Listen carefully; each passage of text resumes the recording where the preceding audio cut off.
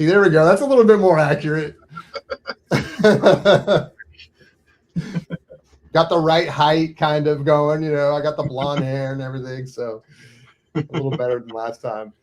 Hey, what is shaking, everybody? Welcome back to Turntable Tales. Another fun one for you guys, man. And I love talking about this stuff. By the way, I'm Jason Spins Vinyl. We got Brandon right there, Mr. Hall of Fame. What's going on, VC? How you guys doing? And this is fun, dude. And I know I've kind of been pestering Brandon about it because we talk about this stuff all the time, like offline, and every time I'm like, man, dude, I want to talk about this. I want to do a video. So he's like, all right, let's do it this week. So the mind of the record collector, right? And it's kind of like, look, I know everyone's done it. We've done videos like this in the past, but it's like, it's been a while. Mm-hmm. And I think, habits change, hobby changes and all that stuff. Right. And it's kind of fun, I think, just to revisit this stuff, and so we're going to talk about it. We got a whole bunch of categories we're going to jump into. And yeah, I'm just excited to get into this, man. Yeah, this will be fun. This is the kind of stuff that, like, you go into a record shop and people go in there and just start yapping and talking about all kinds of stuff that's not necessarily that deep, but it's just all about what they do, what they got, what they're excited about, what they hate. And it's just kind of that fun part. That's kind of what this is about. Absolutely. Yep. Nothing but fun. If we get to something where I start to get a little disgruntled about, I'll do a little yoga. I do a little meditation and try not to get. But yeah, man, this one's going to be fun. All right, guys. Before we jump in, I just want to remind people quickly: if you want a record collecting mobile app that actually works, one that handles collecting, buying, and selling without the headache. Join thousands of collectors on the fastest growing iPhone app built to level up your collecting game. And the app is called Spins. Easy to remember. Download it free on the Apple App Store today. The link is in the description. All right, dude. So we got a list here. We picked 10 things. And I don't know. In a way, I feel like I should go first because I feel like you're going to outdo me on every single one of these. And it's like, it's kind of like, Jimi Hendrix trying to I don't want to have to follow Jimi Hendrix, right? So it's like, are you good with that? Yeah, I mean, you can definitely go first, but I actually think this is kind of one where, since it's all about preferences, it's impossible for one to be more than the other. Yeah, it's just more the curiosity of like how a person's mind works. That's a good reframe. Okay. Yeah, I like it. All right, we'll trade off then. Okay. So we'll kick it off with, let me make sure I can view the comments here. So the first one is condition spectrum, the condition spectrum. And what that really means is like, I don't know, we can get into the whole thing about condition and just how subjective it seems like it is. I know we have a gold mine standard that everyone should be following and probably does to their best of their ability. But having said that, there's a lot of variation.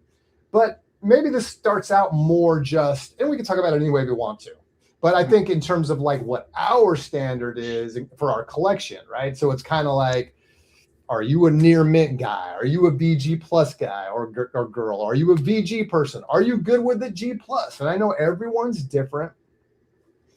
And I think for me, when I'm making a purchase, to me, VG plus is kind of that sweet spot.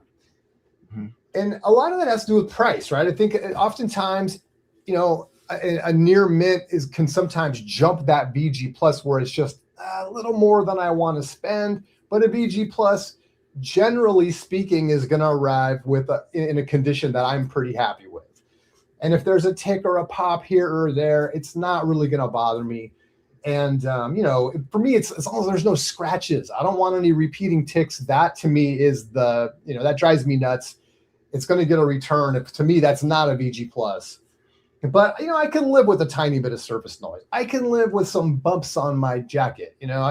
Some dinged corners, even a tiny bit of ring wear. Now, it depends sometimes on the title. Like there are certain things like, I really want this one to be clean. And sometimes I'm like, I really don't mind if this one's even leaning more VG to me. But in general, I think I shoot for that VG plus. I have an idea in my mind of what that means. And to me, it would mean, I can have a little bit of surface noise, mostly going to be tracks. I don't want anything overpowering. I don't want anything that's like, throughout a whole side. But, I'm okay listening to a song and then it's like there's a couple ticks or something. Like I can live with that. To me, that's VG plus. So don't send me anything that's going to skip. Don't send me anything that's have bigger problems than that. But also, hey, sometimes they slip in something that's nice, because then you get some people that are conservatively grading, which I think everyone should anyway. We all should. Right. Sold thousands of records, and I always grade conservatively because you want people to be happy with what they get, right? There's nothing worse than getting a record and being like, what? This ain't no VG plus. Come on, dude. So anyway, that's where I land, and that's why, dude. And I would say the majority of my collection is going to be VG plus. You're going to find some things that are a little higher, a little bit lower, but that's kind of where my sweet spot is. Yeah. How about you? Yeah, I mean, there's definitely a lot of things that go into it, and I think something you kind of mentioned in the preamble there, if you will, where you kind of said, you change over time and that type of thing. And I think that's very natural too, that at one point you look back in your collecting years and you're like, this is what my standard was. And then you look later and it's like, it's totally different now. And I have definitely been one of those guys that has shifted over the 20 plus years that I've been collecting records. I would say the first thing, like when it comes to the gold mine standard, it bothers me to no end that people don't actually use, or it hasn't been officially included with the excellent rating in between the VG plus and the near mint. I hate that there's no kind of given set standard that people always use, because Lord knows there is there could be a world of difference between a VG plus that I would never consider having in my collection and a near mint album. Those two things are miles apart. There's all kind of stuff that can be taking place in between. So that's one of my first just kind of pet peeves. About maybe 9 years ago, 8 or 9 years ago, I went through my collection. I was playing some albums one day, and I kind of invested in getting. I want some new speaker cables, and I really want to work on speaker placement. And I, upgraded my RCAs and my cartridge. So I was really making an effort to get better sound quality, right? And then I went to my shelf and grabbed a Houses of the Holy, Led Zeppelin Houses of the Holy. There's some quiet areas on that. And there were so many pops and crackles in it that I took it off. I was like, I don't even want to listen to that because it's just too. And then I pulled out Christopher Cross self-titled, and I threw that on same day. And the same thing, there was enough popples and crackles and blah, blah, blah. I took it off. And when I was putting them back on the shelf, I was thinking, why the heck am I putting them back on the shelf? If I can't enjoy them when I want them, why do I own these things? And that was the day, about, again, 8 or 9 years ago, I went through every single record in my collection, cleaned it again. I listened to spots on each side. And if I heard whatever, it got tossed right then. And I probably ended up pulling about 600 records from my collection at that time. How many? It was about 600 that I pulled. Wow. I mean, it was a huge purge. Now, they weren't junk by any means. A lot of them were just regular VG plus records.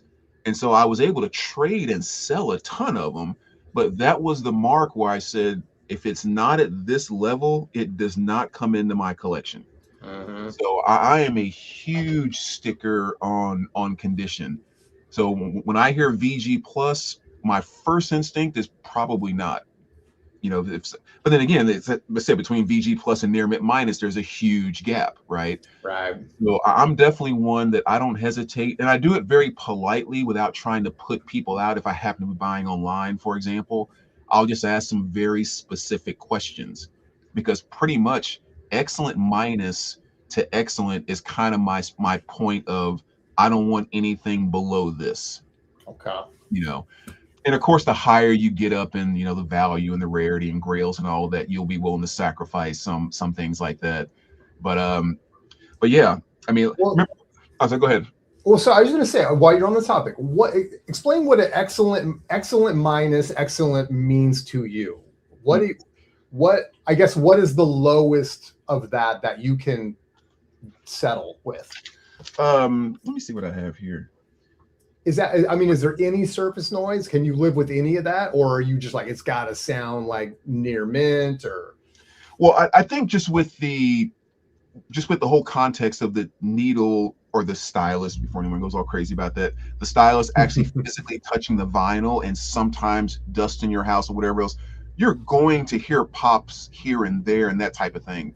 But pretty much if there's any type of a repeated pop or consistent noise, again, what if it's a metal album and it's a lot louder and a lot more that covers that up more than if it's a jazz album, maybe like a more calmer. So all of that comes into play too. But no, it is, as long as it's not grabbing my attention and I'm sensitive to it, but as long as it's not grabbing my attention, I'll probably be okay with it. You know, so, but then you have to remember that, actually, I forgot to send that to you. Remember that Echo and the Bunnymen album the other day? Oh, yeah. I was like, man, I wasn't going to say, maybe he's not going to send it now. That's okay. Well, I mean, actually, let me just show that really quick, 'cause it's kind of a good example. Because I found this OG Echo and the Bunnymen. I mean, what you can see for an OG, just beautiful, right? I mean, you see no creases going through there or anything. Spines are just fantastic. Pulled out the record, and I mean, look at that. It's just beautiful, right? There's one mark right by track one that's about an inch long. And when you rub your finger across it, you can feel it. So when I, didn't discover that after I had it, I was like, crap, you can feel it. I played it to see how bad it was. I couldn't even get a tick out of that mark. You can feel it with your finger, but I can't even get the tick to take place. Plays right through as clean as heck. Drove me crazy. I was like, I don't think I can keep this thing. Knowing that mark is there and I can feel it, even though it plays fine, the cover looks like that, whatever it was about that just drove me crazy. And I was like, someone else would love to have this, and I'm not enjoying the thought of having it.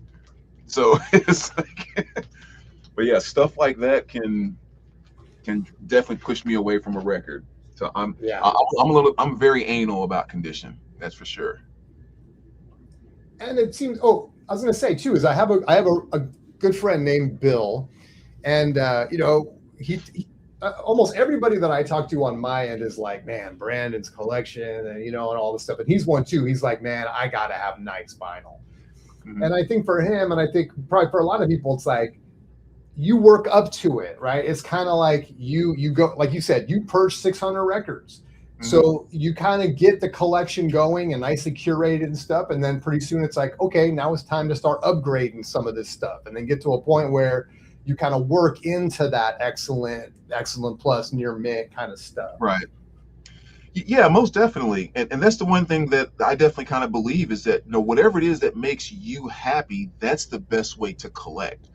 So it's not like some set rule. And I would never go back and trade the days when I was diving in the dollar bins and coming home with tons of records, and some of them had tape on the spines and all that kind of stuff.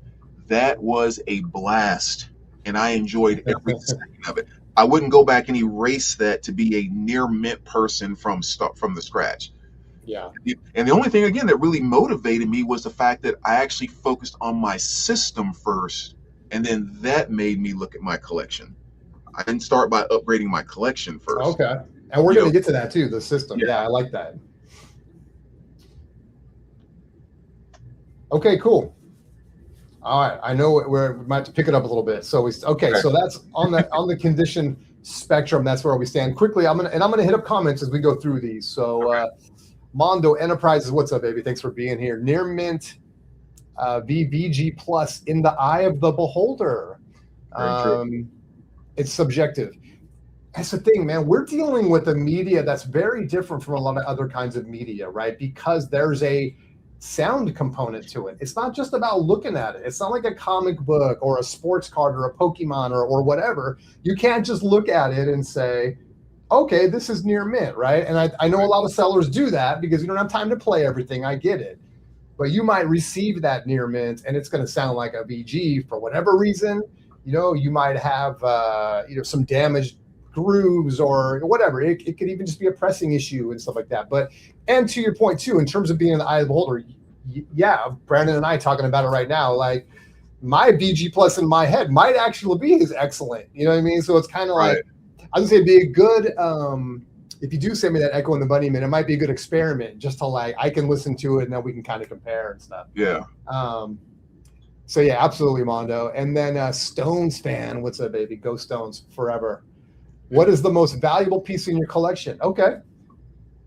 Brandon, you want me? Well, I guess I can go. I don't have a ton of pricey records. I do have one of the more pricier records in my collection. I'm a big 80s collector. Is going to be a record I just picked up again after selling it, and it's The Sound from the Lion's Mouth, which is it's a German pressing, and those, getting a really nice original pressing of those can be priced. They're like $100 or more. So I don't have anything really crazy. I probably have a handful of records that are going to touch $100 or right in there. But yeah, that's about it for me. It's it's going to be stuff that I really want to have the original, and $100 seems like a lot of money when you're talking about a record, at least to me. But some of the, like a Pokemon card or a comic book, $100 is nothing, right? We're still very lucky that we can get really nice things without actually breaking the bank. So, but yeah, that's kind of where I'm at. What about you, dude? I would probably say, and again, it always depends on what something sells for and that type of thing, but I would probably say the Dido, or her first album, that one, or I have an excellent to excellent plus copy of the Stooges Funhouse, a white label promo. Oh yeah, that's right. It's darn near immaculate. I mean, just talk about an awesome pressing. So those two are probably my two most valuable, not counting box sets, in individual LPs. I mean, that Dido goes for like maybe $750, $800, somewhere around there. Whew. Yeah, I got it for a birthday gift when it was $30, like way back when. I think it was $32. Yeah. That's the thing. If you could snag it, or you just happen to snag something when it was, reasonably priced, and then that stuff just skyrockets. It's like, yeah, that's the way to get it. Mondo says, just went with the VG Plus over a near mint minus because of the $10 difference. Because what if the guy's near mint is really a VG Plus? That's an eBay by choice versus a local shop where you can inspect the record. Yeah, and that's something fun to get into too. We will get into that. We'll get into the whole sort of online versus being there in person, out in the wild and stuff. So we'll touch on that too. That's a great point. Yeah, and one thing I'll throw in there too is like, don't hesitate to ask questions. Yeah, and not like even it's true. Yeah, but just like I'll even say sometimes, like, I know VG Plus can be kind of this or that for different people. So I was just kind of curious. Would you say that this one has marks? Does it have more of a mirror shine? Just some more details would be very helpful. Thanks for your time and have a great one. Like, just something that simple even just can have someone shed a little more light. But yeah, don't hesitate to ask. Just be nice about it. Be inviting about it. Don't sound like an anal collector. Well, how many? Right. Like, nobody wants to talk to anyone like that. Right. Like, dude, just curious. That looks awesome. Would love to know. Thanks for your time. Talk to you soon. It's like, be positive. Yeah, 100%, dude. Well, that's how I got that. I told you the story about that first pressing Warner Brothers, Green Label, Black Sabbath, OG, their first album, right? And it was listed as like fair or something. And it was on eBay, and there were pictures. And so you start to do a little sleuthing, right? It was kind of like, man, there was pictures of the wax, and the pictures were actually pretty clear, not super blurry. And I'm like, I don't see anything on this record, on both sides. It looked pretty good. I'm like, maybe he's seeing something I don't see and all this. But then I start to dig a little bit and realize he doesn't sell records. Like, this is a person that sells other stuff. They just happen to have. I think this literally was the only record in their shop. And so I'm like, okay, he's probably being super conservative. He's probably not a record guy and all of this stuff. And I sent him a message, and I was just curious, like, when you look at it, what do you see? Are there scratches everywhere and all this stuff? And he's like, look, I'm not a record guy, but no, I don't see scratches or anything on it and stuff. I'm like, okay. I pulled the trigger, and then for like $30, I ended up getting a clean OG, pressing of this Black Sabbath album. It was like, all right. So to your point, yeah, keep that line of communication open. for any reason, whether it's, you might be able to get a better price. You might learn a little bit more about the record and stuff. So yeah, absolutely. Yeah. All right, Mondo Enterprises. Plus, what about shipping records in the summer from AZ to the East Coast? Warpage risk and the whole return headache. Yeah. Whew, man, you're gonna make me get into my latest thing. And Brandon's already had to hear me like twice on this one. Maybe I'll get into it later. Okay, but let's move on. And keep the comments coming, guys. I'm gonna get to everybody. Okay, so that was condition spectrum. Next one is gonna be the maintenance ritual, and you even kind of touched on this, I think. So, how obsessive are we about the cleaning aspect of it? And it's funny, and it's not just the record, right? Because here you go. So, and I'm gonna let you jump start, but I'll just tee it up real quick. Is that your records can sound a little rough for two reasons. One is the record might be dirty, and two is the stylus might be dirty, right? And the stylus might be dirty because you don't clean your records enough. So it's kind of an either or to some degree.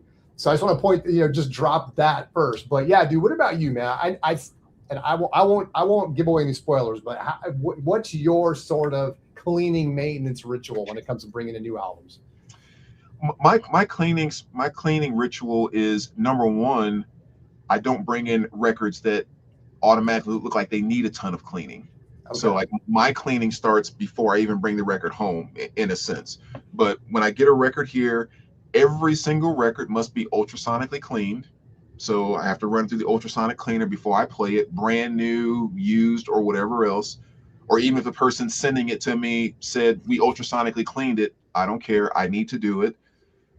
Gets put into a rice paper sleeve, gets put into the system and all of that. And then, I use the resealable flaps on all of my outer sleeves. So then once I've cleaned it and I've played it or whatever else and it's in there, then I kind of feel, well, it's pretty well sealed from having any dust take place, even if I don't come back to that record for a year, Now, granted, stuff could come off, but no, I guess that's not true. It's not even the paper inner sleeves anymore. But anyway, let's say I pull one off and put it on the turntable. If I do happen to see any dust, maybe it's more dust that day or something that falls on there, I think everybody uses the brush, right? But what I also keep beside my turntable, even I use one of those. I mean, I'm not a savage. Yeah, savage. But I also keep one of these little padded brushes, and I keep this cleaning solution right next to the turntable. So what I'll do is just put two little sprays on that like that, and just go around real quick and actually give it just kind of a really quick wet wipe. Let it spin for 15 seconds or so, and it's dry and ready to go, and give it a play. But I don't like having just the brush next to the table. I actually want to have a really quick wet clean too. And so I'll play it both sides. And like you said too about the stylus, exact same thing. It's like, sometimes you can actually see it, but sometimes if you just happen to see your stylus cleaner, you don't want to do it every single day necessarily, but yeah, you got to have a stylus cleaner just to rub across there and make sure you get any grime that you're getting off of your stylus. But it's not something that has to be obsessive. I just think it needs to be consistent. That's kind of the way that I view it. Okay. So, I mean, that's about, keeping your fingerprints off of it, that kind of stuff. But that's about as direct and straightforward as it gets. Gotcha. Well, I feel like I need to do a little bit of show and tell here. Hang on. Let me reach. Okay. Because there's really two products that over the years I've kind of settled on, and I've tried a lot of different things. For me, I don't have the ultrasonic. To me, I just can't justify it, and also I'm just kind of I don't know. I've sort of told myself I can live without it. I can get a pretty good sound out of hand washing it. I do have a spin clean, so for some that needs a real, because I do order a lot online, and I might get a record that's caked in dust sometimes, dude. And so it's all right, this thing needs to take a trip through the spin clean and through some other cleaning and stuff. But the two things I kind of the one thing I sort of end on when it comes to the records is this stuff right here. It's by a company, people will probably know of it, potentially. I think you can get this up on Amazon. The company is called Boundless. This is their anti-static spray. So we didn't really get into static, but one thing I've noticed is I get a lot of static. And I got a carpet down here and everything, and you're walking around the carpet holding the record, and next thing you know, things are, you can literally hear, I'll be setting the record down. I can hear an arc between, I don't know where it's coming from, like the record and the stylus, maybe, even though at this point they're a couple inches apart. Wow. And I'm like, okay, this thing's got, like my hair is practically standing up. So this stuff is phenomenal. And I get myself a nice, cloth. That one of those, I forget what you call them, but microfiber cloth, and just a couple sprays of this on each side. And I just go around and wipe it with the cloth, and man, it is money for me. It's money for me. So if you're looking for something, and they're not sponsored or anything like that, but I mean, this stuff is actually great because it cleans it up and it takes that static away, which I seem like I have issues with more here.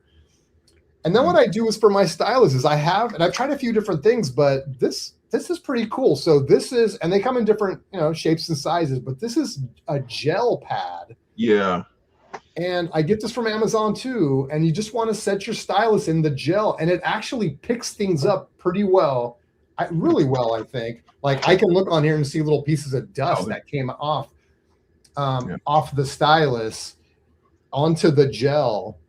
And to me, maybe part of it is psychological. It just feels like it really gets it clean. And sometimes when I'm hearing a little bit of distortion, maybe, and I'll be like, man, there's some sibilance on the vocals. And I'm like, you know what? Let me drop the stylus in the gel and see what happens. And oftentimes it'll take it away. And I'm like, all right, it was a stylus thing. It's not the record. Yeah. So, but these are two for me now, and probably for the last year or so have been really two of the only things I use besides the Spin Clean that have been great for me. So yeah, I mean, if you're looking for something, I would say check those products out again. Maybe they'll sponsor us. But but yeah, man. So that's what I do. Yeah, it's kind of cool. As soon as you said that, it kind of made me forget that I have one of those too that I use. That same gel. And yeah, they do work fantastic. They just grip that stuff and rip it right out. Yep.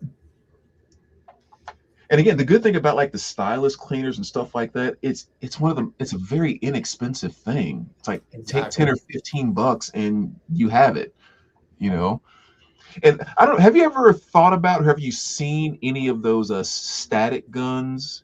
I have. I saw those, yeah. That's one thing I've never really invested in or tried, because I've never had a huge problem with that. But I don't know if maybe that's something that I've seen a few people kind of swear by them. I don't know if that might be something that,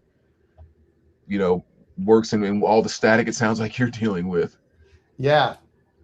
Everybody's different, right, with their tolerance and stuff like that. Right. It's like some people maybe never hear distortion on their records, and then as soon as you mention it, they listen for it, and suddenly they're like, oh my God, I have so much distortion on my records, and stuff. And so it's it's incredible that oftentimes you can solve those things. It's not necessarily a problem with your wax. It's not even a problem with your system. It can literally just be a little maintenance thing.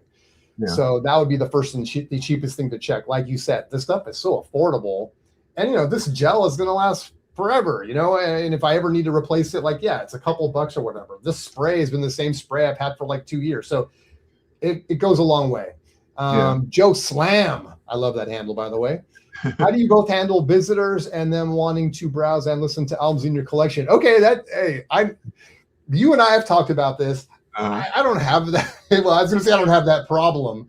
It's not a problem, but unfortunately, I don't really have people that care. So anyone that comes in my house is just why do you have all those old things when you could just stream it, But what about you, dude? Yeah, I think number one, if there's visitors that come over that are vinyl record collectors, then they kind of already know, so that's not really an issue. If I have people that have come over that are not vinyl collectors, I think they see my collection sitting there and being what it is in a way that the first thing they see is this is a collection, and it automatically makes them go into don't touch, don't screw up, don't. So I think I usually don't have to shift to tell people take it easy. I usually have to shift to tell them it's okay to go ahead and look. That's usually what happens. But They feel like they're in a museum. They're like, right, don't touch anything. right. But it's also one of the things that I love the most, because like with people that dog sat for and things like that, we've had like different people come up through the house and that type of thing. And there's almost nothing that I love more than seeing people come down, and there's always the initial whoa, and it's like, well, yeah, that's cool, but it's when they start flipping through and doing the oh my God, I remember, and it's like what it's all about right there. Yeah. It's like people just jump back and they start telling these stories, sometimes to each other and not even to me. And it's like, that's what this is about. Just churning up all those memories of high school and back in college. I love that. That's cool, man. I wonder how many people have left your house and been like, you know what? I'm buying a turntable. I'm buying a turntable. I'm doing it. That's a good question, Joe Slam. Yeah.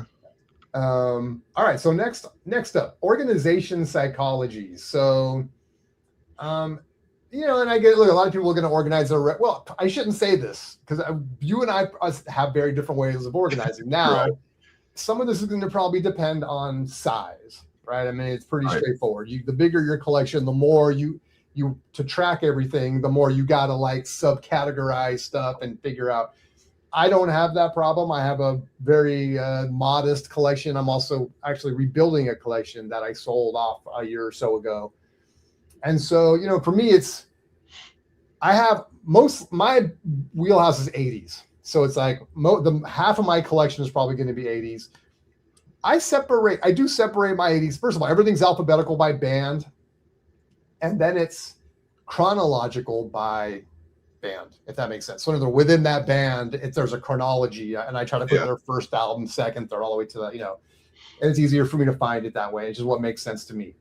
I separate my sort of post-punk, new wave, alternative stuff, the Duran Duran, the Cure, the Susie and the Banshees, the B-52s, Devo, Depeche Mode is kind of one.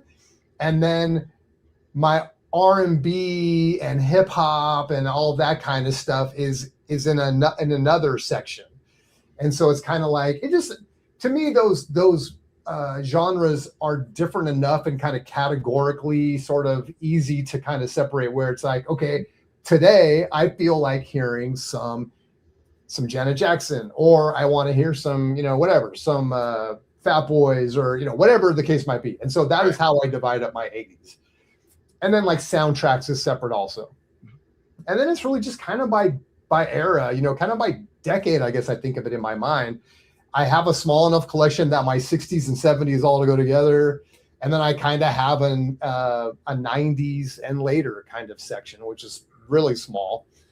And it's not a problem for me, because literally if I miss catalog a record, I'm going to have to go through, 8 shelves maybe to find it. It's not a big deal, right?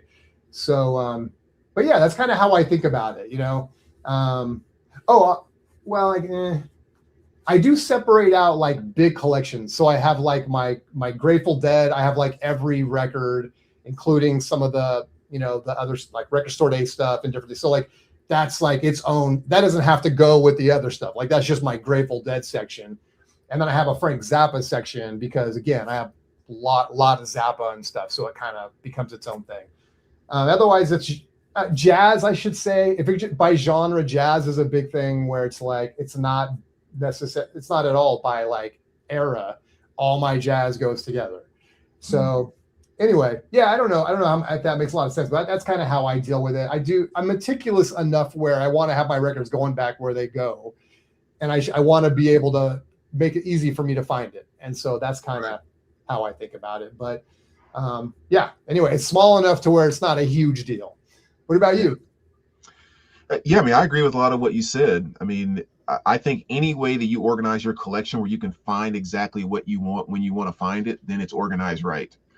Going deeper into that for myself, for me, it's just kind of like it. I organize my collection exactly how the music or the album is reflected inside of my head. Okay. So that could be a lot of different things that are kind of weird.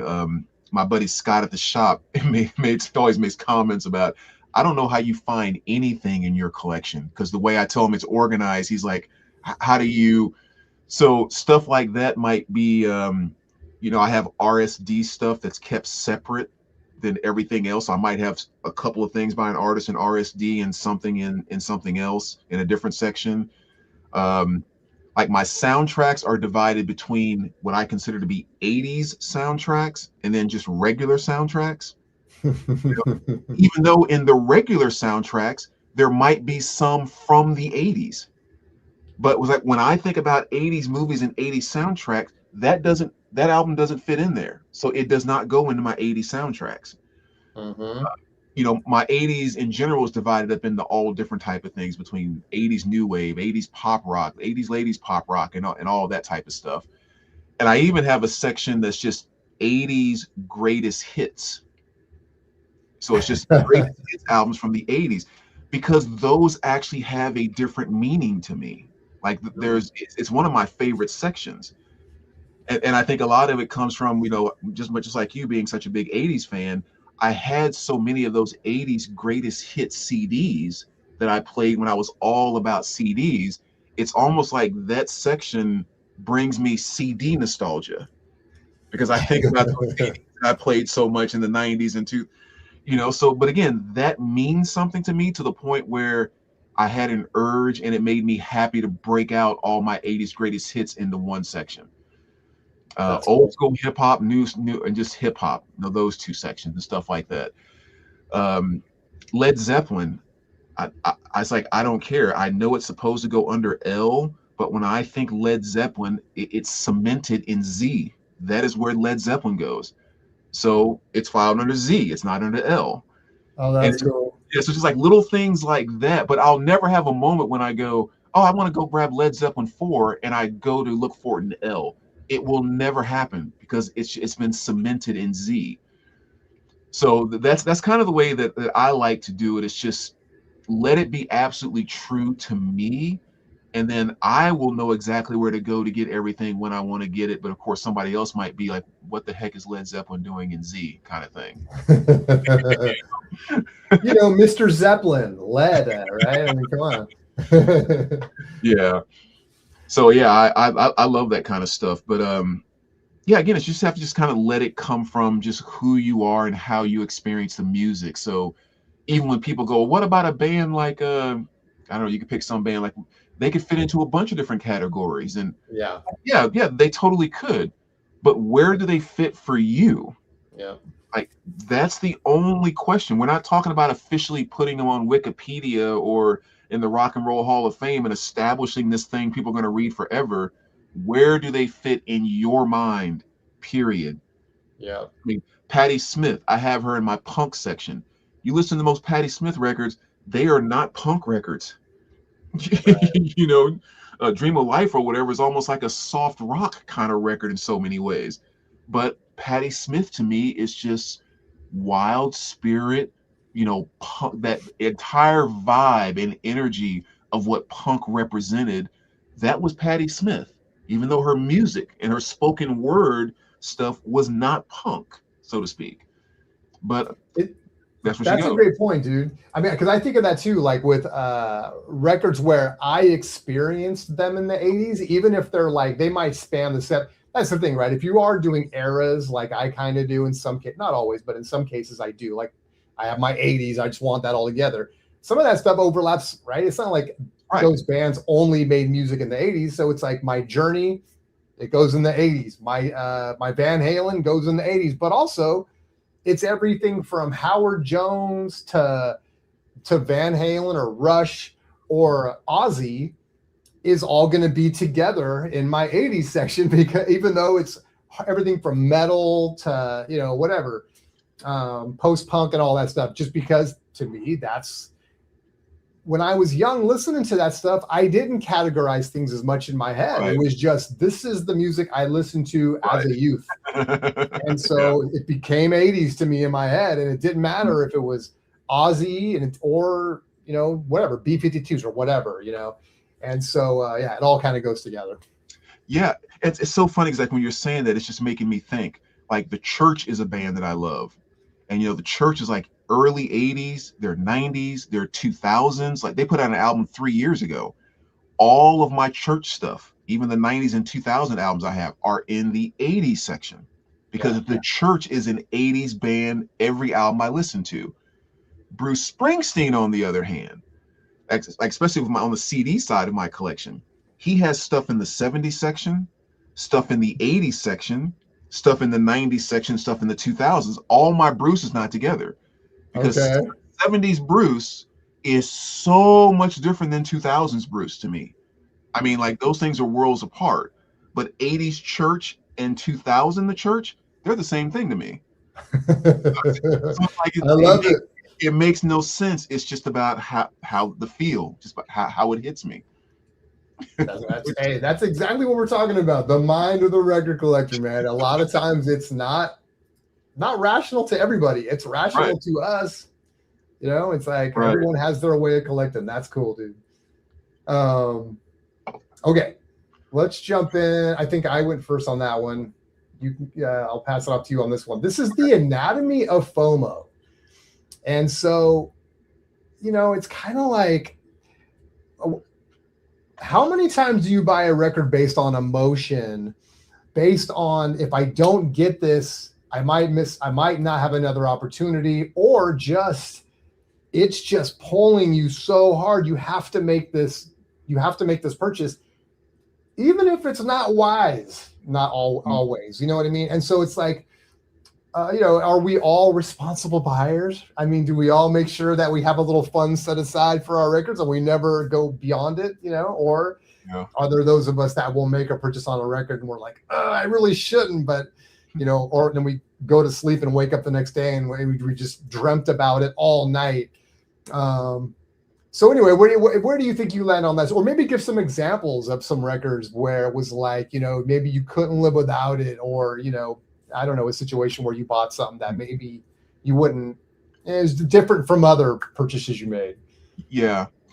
The thing I think is really interesting about that question for me is that FOMO from just 4 or 5 years ago is so different than it is now. I mean, I feel like for me personally, it has taken a tremendous drop where I rarely experience FOMO, where it seemed like 5 or 6 years ago, it was every week there was something. And I think it's just kind of because of what's happening. It was what has happened inside of the hobby, that the fact that it came back so hard and had the resurgence, and now what we seem to see is they are pressing everything as fast as they can churn it out. They're pressing 1 year anniversaries of stuff. Like how long did we wait for the Danzig? Like I have an OG Danzig, which is, so I really didn't need the first one. I have a beautiful copy of a promo OG. But when they first announced it, people lost their minds. And there's been like 2 different reissues since that one, just in the past year or 2. So it just seems like the fear of missing out has in conjunction with how much they're pressing in the prices, it just doesn't hit the same way anymore. I mean, something used to come through the shop and you're just like, oh my gosh, I better get these before they, and it's like, if it's here tomorrow, they'll reissue an RSD Essential 6 months from now. And it's just that FOMO has gone so, I don't know if that makes sense. I feel like I'm kind of rambling here, but that FOMO has gone so far down for me.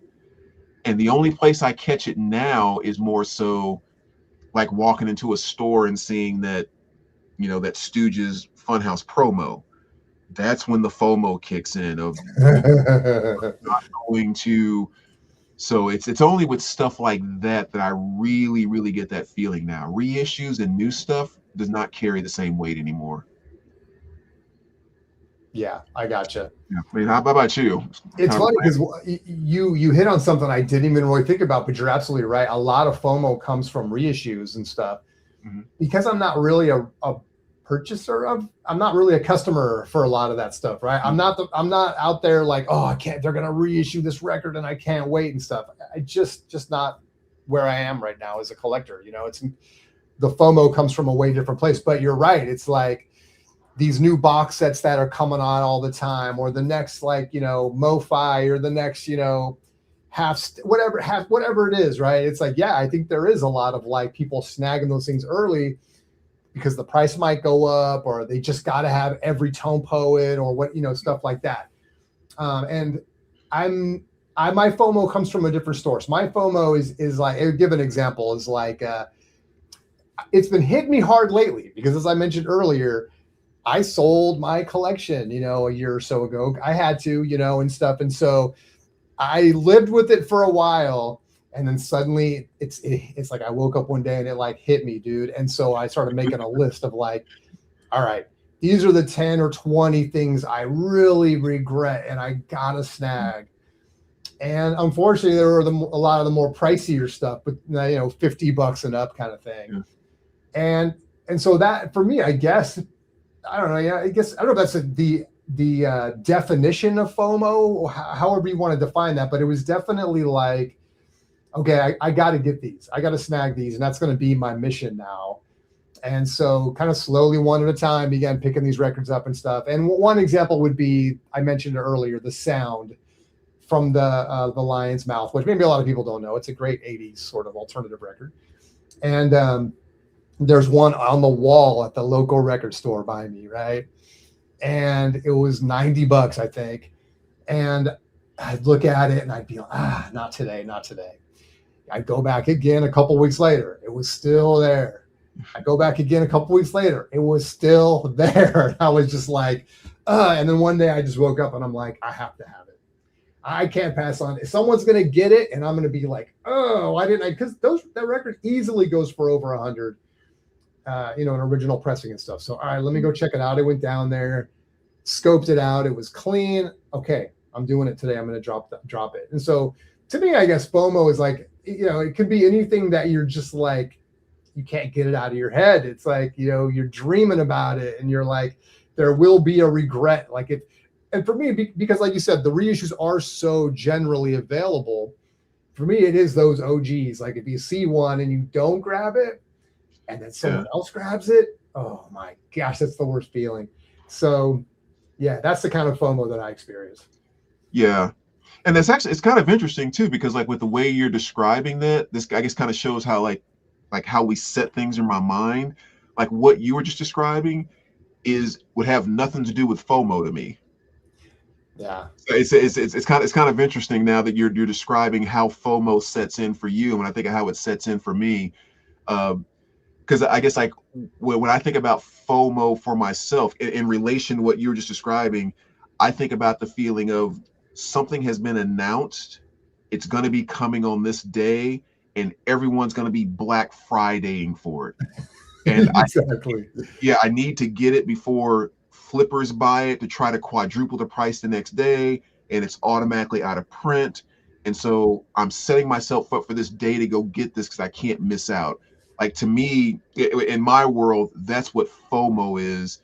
And like what you're describing in my world is just the constant dig.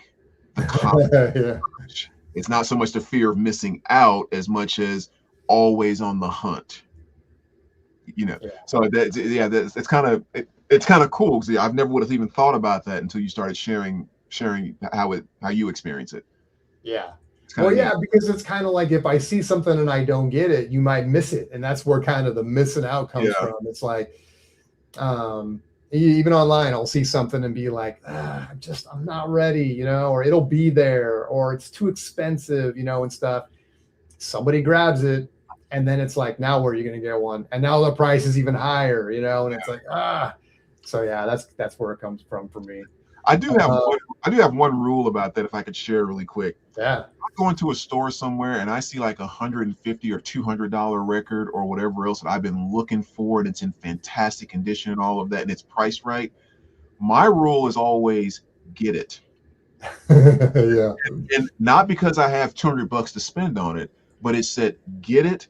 I can go find something in my collection, and I have to now go find something in my collection to sell until I get that 200 back and pay off that credit card. And I've done that. Now, ask questions later. Right, exactly. Or buy now, trade later. Right. And so, I mean, I've done that with most of any big purchases that I've made. That's exactly what happened. Is it's like $500 on the credit card, and then I have to sell stuff until PayPal shows $500, and then you pay off the credit card. And then I'm thinking, yeah, if I was standing right there with that person, I would have gladly have traded those 7 records for this one. I would have done that in a heartbeat. And Right. that's what I just did. Yep. Yep. Words of wisdom. Yeah, records are too expensive to buy. That's that's my philosophy. Well, yeah, we've talked about that too. You've managed to kind of position yourself over time, and plus working at a record store on Saturdays to where you really don't have to come out of pocket, for this stuff. Yeah. So it's like that is a great place to be for sure, man. Yeah. Mondo with a couple comments. That's why, going back to the last topic, that's why I can't organize like that. It's all rock A to Z by last name or group, and then a few subgenres like soundtracks and compilations, world, etc. And then it says jazz and classical are subgenres. Yeah. Yeah. I would be curious, like if Mondo was kind of here with us, like when you look at your rock, do you really have a strong feeling between bands of like grunge or classic rock or metal, hard alternative, anything like that? Like is there, I wonder if there's like, again, I can't ask because you're not really, unless you answer in the comments there, like are those really some very clear subgenres for you, or does it truly all mesh in your mind? It's just like rock across the board. But that'd be kind of cool to know from another collector. Especially when we did a show on the Rock and Roll Hall of Fame, and you start to realize just how undefined sometimes the rock boundaries are, right? And so it's like the kind of things that it's like, where do you draw the line? What is rock, to you, kind of a thing too. And like you said, with all the subgenres and stuff. Okay, next up we got crate digging versus online carding, and this is a good one. And it is what it says it is, right? It's kind of like strategies or anything based around just maybe it's a preference, or maybe it's a price thing, or it's a condition thing, or whatever it is. Where do you fall on the whole? And I guess if we're going alternative, I'll hit this one first. But for alternating, crate digging versus online carding. I do a lot of online shopping, and especially like the bigger my collection gets, oftentimes the more I'm finding myself online, just because much of the stuff that first, and I've had to rebuild a collection a few times, so it's like I'm not new to this, but it's like you go to a record store, and you might find a lot of those kind of staples. You know what I mean? You're gonna find the Huey Lewis and the News, and you're gonna find the Rush and the Kiss and the Led Zeppelin and all that. And you can Van Halen, and you start building your collection that way. Pretty soon you get to a point though where it's kind of like you start wanting to get a little more specialized, or maybe a lot of the stuff you're not seeing it in the shops as much. Maybe they're too pricey. The record you want is always on the wow wall or whatever, or never in the condition you wanted it and stuff. And then you start, at least for me, spending a little bit more time online, I have confidence doing that. And one of the reasons, because, places I buy from have good return sort of policies, right? And it's kind of like if I feel like I got screwed on something, it came and it wasn't the way it was described, I would have no problem shipping it back and getting a refund. Man, I can't talk. A refund for it and starting over. Another thing is I will buy from overseas. I will say not infrequently, I will find records where they're so difficult to find in the US sometimes, and especially a lot of like 80s alternative and stuff. Some of these, more pricey records and that are especially from bands that are from the UK and things like that. Sometimes their records are difficult to find without astronomical prices in the US, that even paying the extra shipping can still save you some money. And oftentimes, and I can't think of a time where, and I've bought a lot of records overseas, from Germany, from, or even not overseas, but let's just say even Canada, but overseas stuff from the UK and even some other places. It generally comes in pretty good condition. I feel like there's not as much of a risk on condition for whatever reason when I'm buying from Japan or from the UK or from Germany or whatever.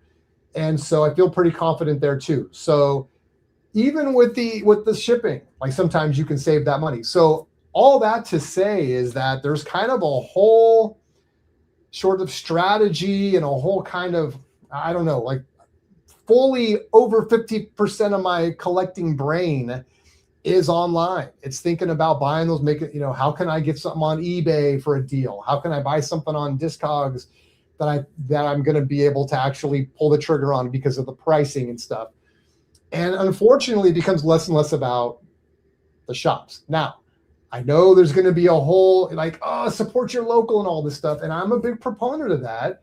It's just that, look, there's going to be stuff that sometimes I just can't find it there. Right. The condition's not right. The price is too high. Like, I can't control that part of it. I try to do my, support my local shops and stuff like that. And, even have friends like you that, you're helping me out by, hitting up your local record stores and stuff and sending stuff to me. So I do try to keep it at the brick and mortar level. And, another thing to remember, guys, is that like a lot of most of the stuff you find online is coming from another record store somewhere. So it's not like and even saying that, like, and this is just for people that are really dead set on support the local, right? Now, I know it's a whole nother discussion when you start talking about like Amazon and all this kind of thing. And if I'm being honest, look, I buy records from Amazon too, mostly because of the price, and it's going to be for new stuff, right? Yeah. Anyway, so that's how I kind of segment that. And that's kind of where my head's going with this question right now is just, I do a lot of online shopping. And as I said, I do stuff even overseas, and I'm not nervous because I dipped my toe in the water a few years ago, and I've been very happy most of the time I've done that. In fact, discovering other countries' pressings that are really good, where I actually seek them out now. The Cure, I put together my Cure collection. If I see a Cure album and it's German, I am buying it. Those things sound so good. And so it's a whole nother kind of philosophy around it. And they're very difficult to find in the US for sale, right? Either people have them in their collection and they're not letting go of it, or you're just not going to find it. One last thing I'll say, because I know I'm going long here, is sometimes you can buy a record overseas and pay that extra shipping. We'll make round numbers. Let's say it's $50 for the record, $30 for the shipping. That's $80. Try to find that same record in the US. It's probably $80 because it seems like there's a premium because it's an overseas pressing, and you will get upcharged for that. So oftentimes you're spending the same amount of money anyway. So, or even less. So anyway, that's all I'll say. I know I went long, but crate digging online, crate digging or online carding. What about you, dude? Yeah, well, I think my situation can be a little bit different too, in the fact that I work in a record store every single week. So obviously, ear to the ground there. But I would say, like, outside of that, well, number one, my favorite place to buy records is at record shows, record fairs. Like, okay. I'd rather go there than any place else. One of the things that I've definitely the point I've gotten to with where I'm at now in my collecting, I am not a big digger. Like, thinking about going somewhere and kind of flipping through just like tons of boxes, going over junk and what I consider to be, would be junk to me now. I shouldn't say junk, but you know what I mean? Stuff that's just like by far not something I would take into my collection. You spend an hour digging to come away with nothing. Yeah. And there's not, I don't get the joy out of doing that the way that I used to, because it's kind of like, well, I know my collection is here. I know the things that I'm looking for are here. So they're probably just going to be top shelf stuff, or, or if I go to a record show and I see someone that has six U-Haul boxes and they have all their records sitting in there packed tight. They're not, none of them have outer sleeves in all 5 or 6 of these boxes. And you can see the spines are kind of rough on almost all of them. I'm not wasting my time digging through there. There's a ton of stuff in here that people here would love and really like. I doubt there's anything not worth my time. Now I go to this booth and everything is in a crystal clear outer sleeve, properly labeled, maybe has a box that says like Grails here or something like that. I'm probably digging through that guy or that girl's entire table, because that's probably calling more in the area of things that I might find. So, but yeah, I'm kind of getting off track there. The record shows are my favorite place. When it comes to online, um, I mean, I grab stuff online, like you said, stuff you just can't find at your local store and that type of thing. Um, Usually, what I look for or what I end up doing is going with some of the same sellers over and over and over. That I just kind of know these are big sellers. Every time I've purchased from them, um, that Face Records on eBay is a perfect example. That's that place over in Japan where I get most of my Japanese. Now you're giving away real secrets. Yeah, but at the same time, they have so much. I mean, thousands of albums listed at any point in time. It's not like you're racing someone for anything on, in 3, 4 copies of the same album. It's a huge store over there. But it's like I've bought stuff from them for years and years and years. They'll have something listed as excellent minus, near mint, excellent plus. I have yet to be able to tell what's the difference in their excellent minus and their near mint. Yeah. It's like excellent minus. I'm trying to find the thing that you actually said took this down from a near mint status, and anal me can't find it. Like, this record is perfect. The cover is perfect. The obi. So I just have such faith that anything I order from them, excellent. It's going to show up near mint. It's just what they do, and it always happens that way.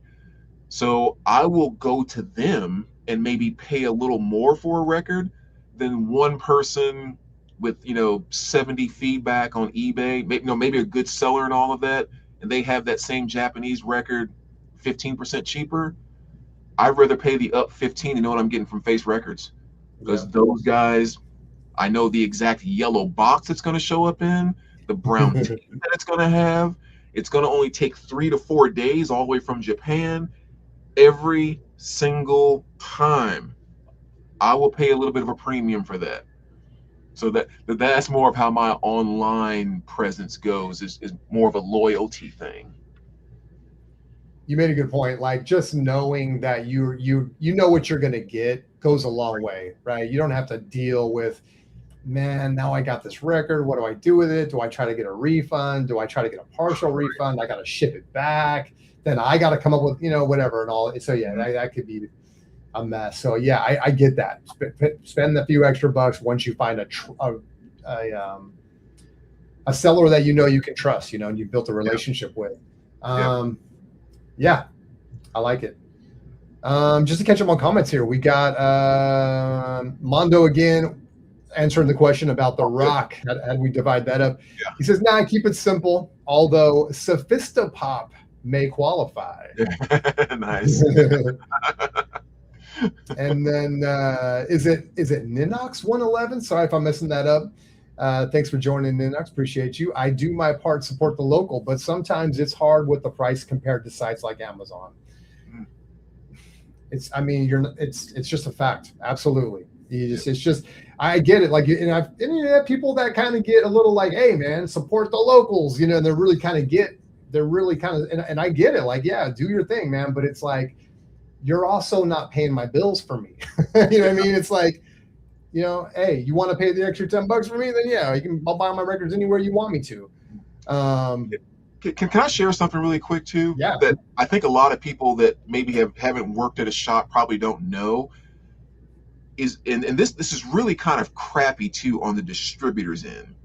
Like AMI and a couple other companies that do the distribution to a lot of the record stores, is where they order all their new vinyl for. They also have sites on eBay and Amazon where they sell, right? And this is the thing that's really kind of crappy, and it's important to know about some of these record stores. The record stores aren't gouging you compared to what you're seeing on Amazon or on eBay, but literally you will see the distributor that sends us records will have a record listed for $30 for sale on eBay with free shipping, $30. The record shop's cost before we put any markup on it will be $32. Like, it'll cost more for the record store to buy it than it is for you to buy it on eBay. So then when the record store gets it at $32 and tries to mark it up to make $4 or $5 off of it, 37, you're comparing, not you, but like you, the shopper, are comparing $37 to it's only 30 online. The record store is gouging and trying to rip us off. And it's like, no, that pisses me off so much. It's like, you're undercutting your actual clients. You're selling to the public cheaper than you're selling to the store at cost. You're saying you're pissed at the distributor because they're charging the stores more. Yes. Yeah. Right. And the record stores are catching the hell of being the ones that are marking things up 10, 15 bucks above what's happening online or on Amazon or whatever. And it's like, they're not doing it. If they sold it to you at the same price that the same distributor is selling it to you on Amazon, they would actually lose money in selling to you for that price. Yeah. And it pisses me off that the distributors do that and put the record stores in those positions, considering they need the records to have a store. So they know they have a captured audience. That so ticks me off. But in case some people that just kind of didn't know that, or kind of wonder where that gap comes from, it's never about the store gouging you. That is not what's happening at all. Yeah. Most stores make $5 to $7 off of a new record, maybe $5 to $7 off of it. Yeah, no, I'm glad you mentioned that, dude. And yeah, we've talked about that a little bit. It's one of the things, and I'll comment this and then we'll move on. But it's, I've always wondered, because some of these record shops, some used record stores deal, and I'm sure everyone's experienced this if you do your record store shopping, is that they will specialize in new. I see a lot of reissues, and you'll rarely even see used records. I'm looking for mostly used records. I want original stuff, but I gotta sift through all these new records, which is fine. But my thought goes to what you just said, which is like, how are they even making money? Like, wouldn't you make way more money if you just sold used records? And then, you'd have a much bigger margin, right? Because you'll be, buying a record for $3 and selling it for 10, as opposed to buying a record for, like you just said, 32 and then trying to sell for 37. And of course, it's a supply and demand thing, right? It's like, if they sold more of those, I'm sure they would. It seems to me like their clientele must be more interested in newer records or reissues and stuff like that, which kind of... I almost would say, if you ask any record store owner, they would say, if I could find 90% of all the used records I want, I will stop buying new records. It's not even that they won't focus on it, is that you can kind of only take what you can find when it comes to used records. But yeah, they would love to say, I will cut back my new record stock by 90% if I could replace it with used records. So you're just trying to fill your shop, basically, because the stuff's not even coming in the door. Right. You have to fill your shop, and the new records, if it's the new Ariana Grande album that's coming out, the new Taylor Swift album that's coming out, that's still bringing traffic into your shop. So what you're hoping is they buy the new Taylor Swift album, and they buy that used Supertramp, and they buy that used, $15 Journey album. You'll probably make more off of those $25 of used records. You'll make more off of that than the $60 Taylor Swift album you sell. So it's just finding the used records. That's the constant battle. Yep. Shout out Journey. What's up, Carlos? Carlos Rubio in the house. Good to see you. And then Ninox again says, I agree. I got a Radiohead pressed by Optima. Tap Records with a thumbs up. What's up, Tap? Good to see you. Thanks for hanging out. Ninox again. I feel I got lucky when I look on Etsy, because I found some good original jazz for a good price. Man, that's a good feeling, right? It's always nice to find. I remember just a quick story was, there was a guy that had 3 Thelonious Monk records, all OG from like the 60s, man. This is going back like 6 or 7 years. Unfortunately, I don't even have them anymore. But they were going back to cleaning records and going back to taking a risk. Is they literally, one of the albums had fingerprints on them, like grease almost, dude. Like somebody went out and worked on their car, changed their oil, came in, picked the record up off the turntable, but literally grabbed it like this, because you could see the 4 fingers on one side and then flip it over and was the thumb on the other side, dude. And it was grease. And when you played it, it was like, so needless to say, I got a good deal. But check this out. I got myself off Amazon. I got some degreaser, and I got organic degreaser. You know what I mean? Like I didn't want to just spray anything on to harm the record, but I got like some organic degreaser, sprayed it on there. I probably let it sit for a few hours or overnight or something, cleaned it off. And I'm not saying it's like new, but it got rid of the grease. Nice. So, I mean, sometimes you just take a chance. Sorry. Someone probably walking by the house. Sorry about the dog barking, guys. But yeah, it's a great feeling, man. It's a great feeling getting some nice records, dude, and not having to pay crazy prices. You gotta get a win every once in a while to make up for all the money we spend on this stuff, man. And Etsy, dude, that's kind of a cheat code. I don't know if I've ever found records on Etsy, but sometimes you can find something for like just dirt cheap.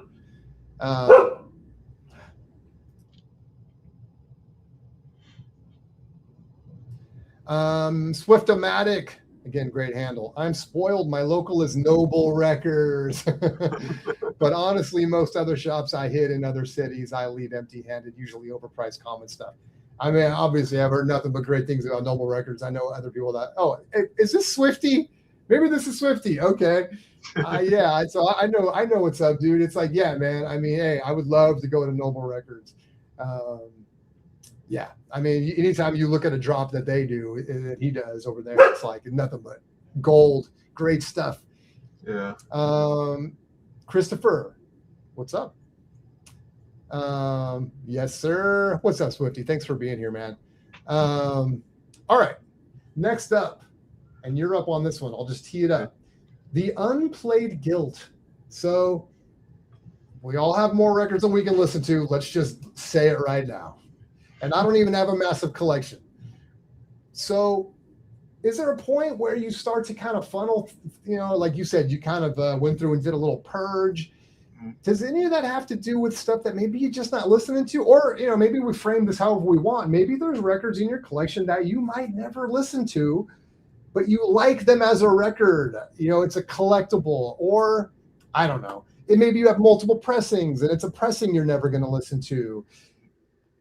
What is it about that? Are we greedy? You know, that sometimes we have multiple pressings where we have record we're not listening to. And I'm going to let you kick it off on this. What are your thoughts on that? Yeah, for me personally, and again, I say anything that someone else wants to do, what's right for you is right for you. So I'm talking to kind of me in the mirror, not to you. Mm-hmm. The whole concept behind, if you haven't played this by this point in time, you should sell it. A record collection only needs to be this size, all that type of stuff. All of that for me personally is total crap. It's total crap. And I'll kind of explain why. For me, the whole concept behind your record collection should be, does this collection reflect who I am and where I am in my musical life and in my collecting world? Because obviously, if it was only about the notes and hearing the music, we wouldn't have all this musical stuff, right? So that there's something that we get from the vinyl. There's something that we get from all the different things that come from loving the music that we love. So I've always had a thing in my mind where I don't care. I'm not going to try to get as many records as I can, and I'm not going to try to cut down to anything. If I'm looking at this record right now, is it a representation of who I am musically and it needs to be in my collection? Or does it not represent me anymore? Maybe it did at some point in time, but now it doesn't. And so, like, for example, I thought about this when we had this question. This Freddie Jackson right here, Rock Me Tonight. I mean, just a banger from back in '85. Love the album. This was one of the first 100 records that I ever had. Paid $1 for it. So we're talking my first few months of collecting. This thing was sealed until just about 6-7 months ago. And for whatever reason that day, I said, I want to spend this today. It's like, today I want to spend this album after 20 plus years. I cracked it open, took it through the ultrasonic, played it, enjoyed it. And it's like, it took me 25 years to get to that record, to actually play it. But the record itself has always been part of something that I love musically that represented me. So it was going to be in my collection because it was part of me. Now there's other albums that maybe that were, but now I feel like that record really doesn't represent who I am musically, even if I do think maybe it's an okay record. And so then I have a couple hundred records that I'm selling right now. So that doesn't make a difference if I'm at 1,500 or if I haven't listened to this in 2-3 years, or like that type of stuff means absolutely nothing. Like one more example I thought about with that question was, I had this awesome OG copy of Machine Head, kind of an awesome metal album, if you will, came out in 2007. It's like $170 record, and I've kept it sealed since I've had it, right? And that was 2007 when I bought this. So then the reissue comes out, and this was when 2024. The reissue comes out. I buy a copy of that. Oh, great! Now you have a playing copy if this one's sealed. No, I kept the reissued seal. So I have an OG sealed and a reissue sealed. I'm not spinning these records, but there's some extreme pleasure that I'm getting from having these two records in my collection. And when I do play this, I kind of prefer to play it on CD I guess because that's how I grew to the album, right? So it's like I'm not playing these, but it makes me happy and brings me a good feeling inside to own both of these, even though they're both sealed. That to me is what matters. It represents something inside of me that makes me happy, that makes me feel like my collection is really representing me. Maybe I can't explain why two sealed records of two different pressings, make me feel that way, but it does. So that's kind of how I feel about that. Oh, you haven't spun it in this long time and blah. So what? I love the record. And when I do want to spin it, it's going to get spun. And my next, what's been spinning video, oh man, this record is so awesome. I listened to it the other day and blah, blah, blah, blah, blah, blah, blah. That's how it goes down for me. Yeah. Again, I feel I'm rambling, so I hope that made sense or lined up in some way, shape, or form. No, totally. Excuse me. Yeah, for me, again, it's like I don't have a massive collection, so I can get through my records. But I do sort of have this. I to say this without sounding like I'm, whatever, like I'm comparing it or whatever, that I don't know, that I'm coming off high and mighty or whatever. But I will say that I tend to kind of curate a little bit, like, and a lot of this is just by necessity. Like I just don't have a budget to go out and just start filling in every gap and just start, okay, now what can I get and stuff, which is the way it always goes, right? I mean, anything you collect, you enjoy the collecting aspect of it. Eventually you're going to start bringing in more and more stuff that is not like the top shelf stuff that you had to get early on. So now you're exploring a little more. Maybe you're, whatever. I am not really to that point. So for me, it's like a lot of stuff I have is like stuff I really, really want. And I'm going to listen to it. This is stuff that, I have because I want to listen to. In fact, I almost go to the extent where it's like, I almost don't even buy albums that I can't listen to as an album. I'm not a big person of where, like, if there's a one hit off a record or whatever, I'm not as interested. Like there's enough records out there to me where like, hey, I want to listen to the whole thing. And if I'm going to have an album of it, and not just a single of it, like I want to hear it as an album. And so, oftentimes that's the kind of stuff I have in my collection. I'm not someone that generally collects multiple pressings of stuff because, again, there's enough stuff I don't have yet that I want to get that stuff first,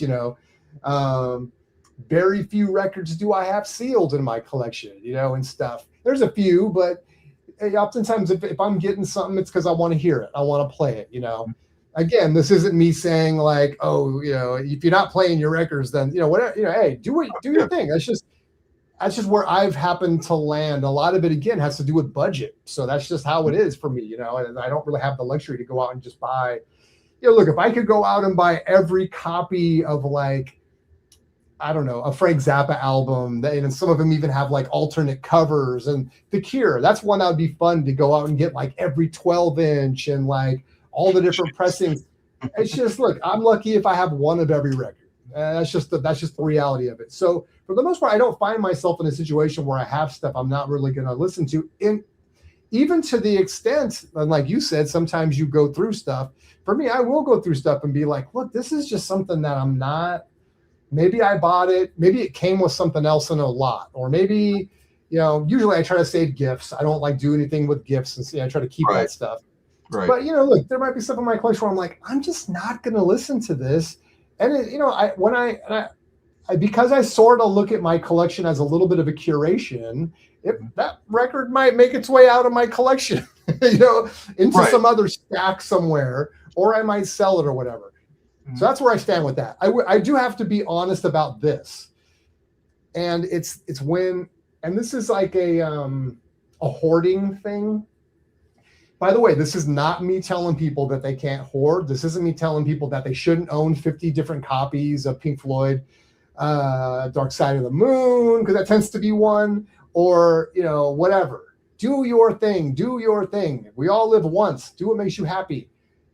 I will say that sometimes I get, and this is me being honest. This is me sitting on the whatever, people can analyze this, about my psyche, is I do get a little bit like, if it's something where you're almost like you have so much of something that you're impacting the value of these records, and so where maybe someone else can't buy it that would like to have it, there's a little bit of me, and that's just me being honest. That's when I see somebody post like, I just picked up my 50th Dark Side of the Moon OG, and I'm kind of like, there's a little piece of me that's kind of like, come on, dude, do you really need 50 copies, and stuff? But hey, again, do your thing. And I understand why. Yeah. I kind of represent that group of people that doesn't have that luxury. And so for me, it's kind of like, man, I'd like to actually have a copy of that record, and I'm just using Dark Side of the Moon as an example. Yeah. And I'm only bringing it up now because it's kind of on topic. That is the one thing that sometimes kind of it doesn't get to me as much as it used to. Back in the day, I would see it and I'd be like, man, screw this guy. Unfollow. But that's the only thing. Other than that, it's like, hey, do your thing. Yeah, no, I understand what you're talking about. That makes total sense. And I've always kind of felt too that if you can get yourself in the position where, and I think this is one place where I think I've done a decent job of getting myself to, where I trust my gut a lot more.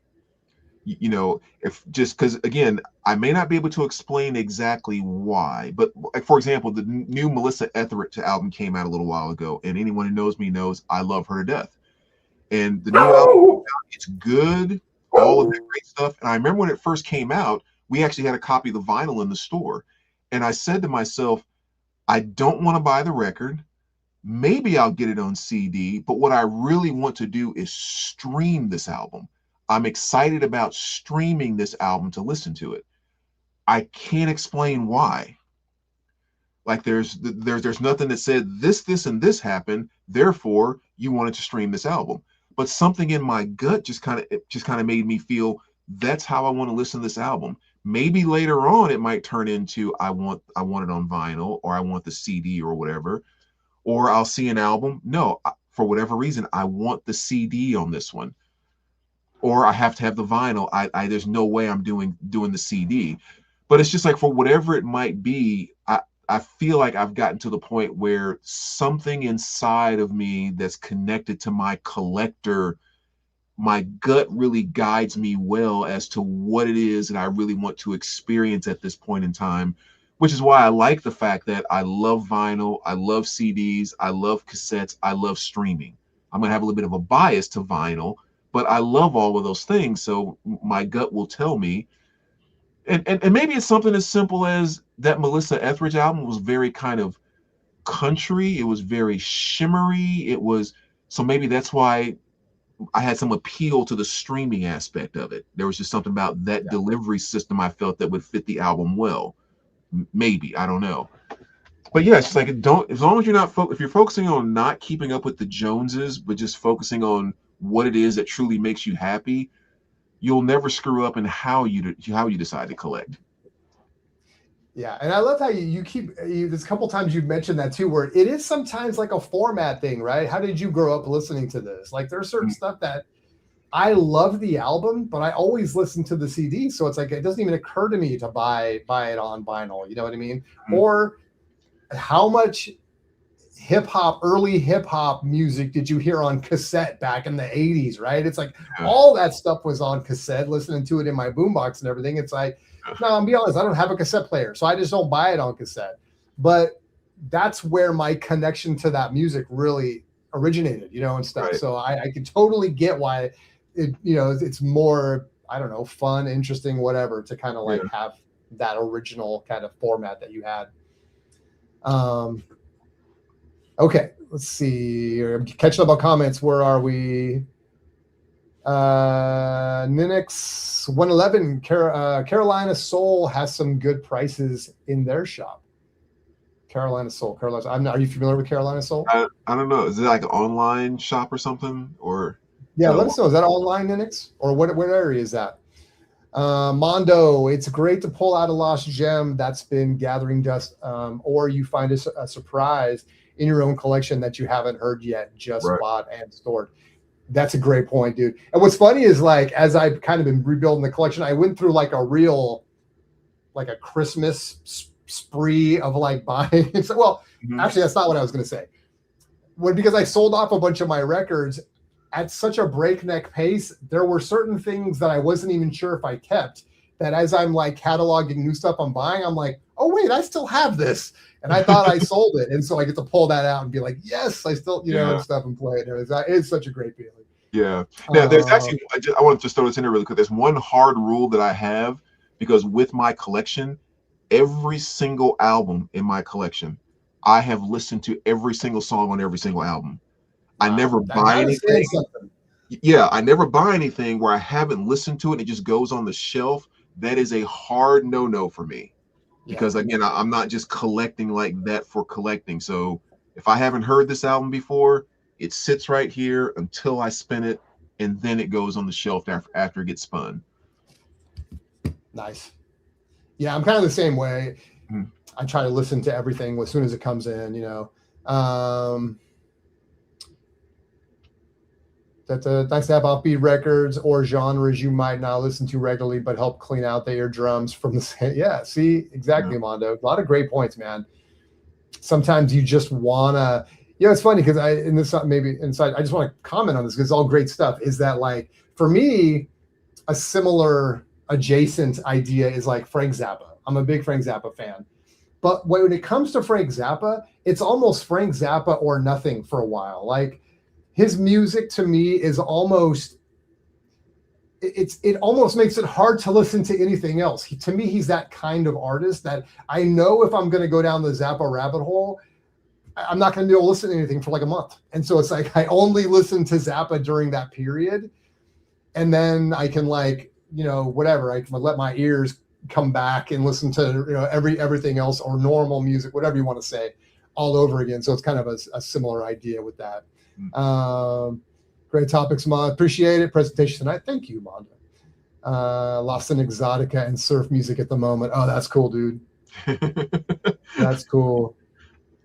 Yeah, it's funny how it's like I was saying with Zappa, like sometimes you just get on a kick, dude. You just want to hear nothing but that kind of music for a while. And it's usually the greatest feeling in the world. Yeah. A kick I get on sometimes too, which I'd be curious if some of our viewers get on as well. Sometimes you get into a mode, or at least I have, where I've gone 2-3 weeks, have not spun a single record. It's like, I don't want to go in the music room. I don't want to think about records. I don't want to think about spinning a record. Like, I want to detach from all that music stuff right now. And but basically, it's like that's just as okay too, without, like, oh, you're not playing something every single day. And sometimes actually you get that type of feedback from people that you don't listen to music every day, so something's wrong. It's like, no, when I feel like it, when my gut tells me and starts to crave, then I will go back. Yeah, that's an interesting side topic, is like, do you ever feel like you have to just listen to records because you have all these records and you're almost forcing yourself to listen, and you're like, it happens to me a lot where I come downstairs, because this is the downstairs area where my listening room is and stuff. I'll come down here, start going through records, and I feel like I want to play a record right now, but I really don't feel like listening, or I don't want to listen to music. Like I don't really feel like I'm almost just be forcing myself. And I go through and I look at some, I'm like, you know what? I don't really want to. I'm not going to make myself, and then you just go back upstairs and right. Yeah. And there's nothing wrong with on that day. I'm just going to pull out a few albums and just look at the artwork and just read some liner notes and just kind of play it. But I don't want to listen to music. I just don't. And that's one of the great things about vinyl, right? Is that it is kind of a multimedia thing almost, where you get to pull nothing cooler than just sitting, whether you're listening to music or not. You just put on a record. You got the big old format, record jacket that you can just read from, and the liner note. One thing else, so it's making me think, dude, is whenever you send me records, like the inserts are always still inside the jacket, so it's almost like a little bit of a what do you call it? Like a treasure for me, because I get to see like, does this one have the insert, And every single time, dude, I pull the jacket out and I look, and it's like many times the insert's there, and I'm like, yes, baby, yes. That's hilarious. Let's see. Saltzine, what's up? 100 whipped cream. Okay, so now I think that comment came at 7:25. What are you referring to, Saltzine? He's got the 100 whipped cream there. Whipped cream. I'm lost. Is that some reference to the Herb Albert cover? Maybe that's a Herb Albert cover. Yeah. Mondo, like every copy ever. DSOTM. DSOTM. What is DSOTM? I feel like I should know what that means. I don't know if you're able to see the comments on your end. It's DSOTM. I don't have it pulled up there. Yeah, it's DSOTM. Like every copy ever of DSOTM. Dang it. Dark Side of the Moon. Dark Side of the Moon. Okay. Swifty's back. Some bands I truly collect, in quotes, Black Sabbath, Deep Purple, Rush. I try and get a copy from every country, cover, variation, remix. That's cool. That is cool, man. Maybe I'll be privileged enough to get to a point where I could start doing that, because there are some really great stuff. By the way, I'm going to mention this. Swifty's in the house. I'm going to mention this. This is to everybody, but to Swifty specifically. With the app, and Swifty, a huge supporter of the Spins app. I appreciate you so much, and really has helped me kind of testing this thing out every single day and coming up with great ideas and stuff. There's a new feature now where when you're in your vault and you're looking at your collection or your want list, every record that you look at in the details will have the discography tracking of the discography. So in other words, if you have 7 records in your collection and 3 records in your want list, it'll say you have 7 and 10 out of the discography now. And that's kind of fun, because then you can tap on that. It'll show everything. So now what I've tried to do is come up with a way to kind of track discographies, because you just said it, Swift, is that like, I do the same thing. Like there are certain bands where like the discography matters to me. Like I do want to have it all. And so I thought in the app, it would be fun, because now we could do some fun things with like, hey, Brandon just finished the Led Zeppelin discography and, and stuff like that. So anyway, coming soon, Swift. That'll go on the next update. Mondo, I can't get over how different a CD or vinyl can sound from each other. The latest is FBB close up the honky tonks. Man, dude, we could do a whole video just on media, different media, and I don't even know if we want to even touch that at this point. I'll say this. I made a video where I compared vinyl to digital streaming, and it is my most notorious and infamous video that I've made. It's like 2 years old. I take crap every day for even attempting to make that comparison. And you know what? I'll be honest with you. When I started out to make that video and I uploaded it, it's not the video I thought I was making. And I'll say that's my mistake, but I can never delete it because it's like my most viewed video. But man, when you start talking about different media and what sounds this and better and all stuff, oh my God, people will kill you. I know it's so my answer to that has always been, I love music so much. I want to experience it in every format that it can be shown. Yeah. So cassette, CD, reel to reel, streaming, vinyl. I want to have access to it all. Yeah, for sure. And I don't shy away from talking about it because I do think it was important enough to me to make a video. again, I want to say it again, bro. You and I should do a video on it because I think it is an important thing to talk about. I'm kind of an elephant in the room.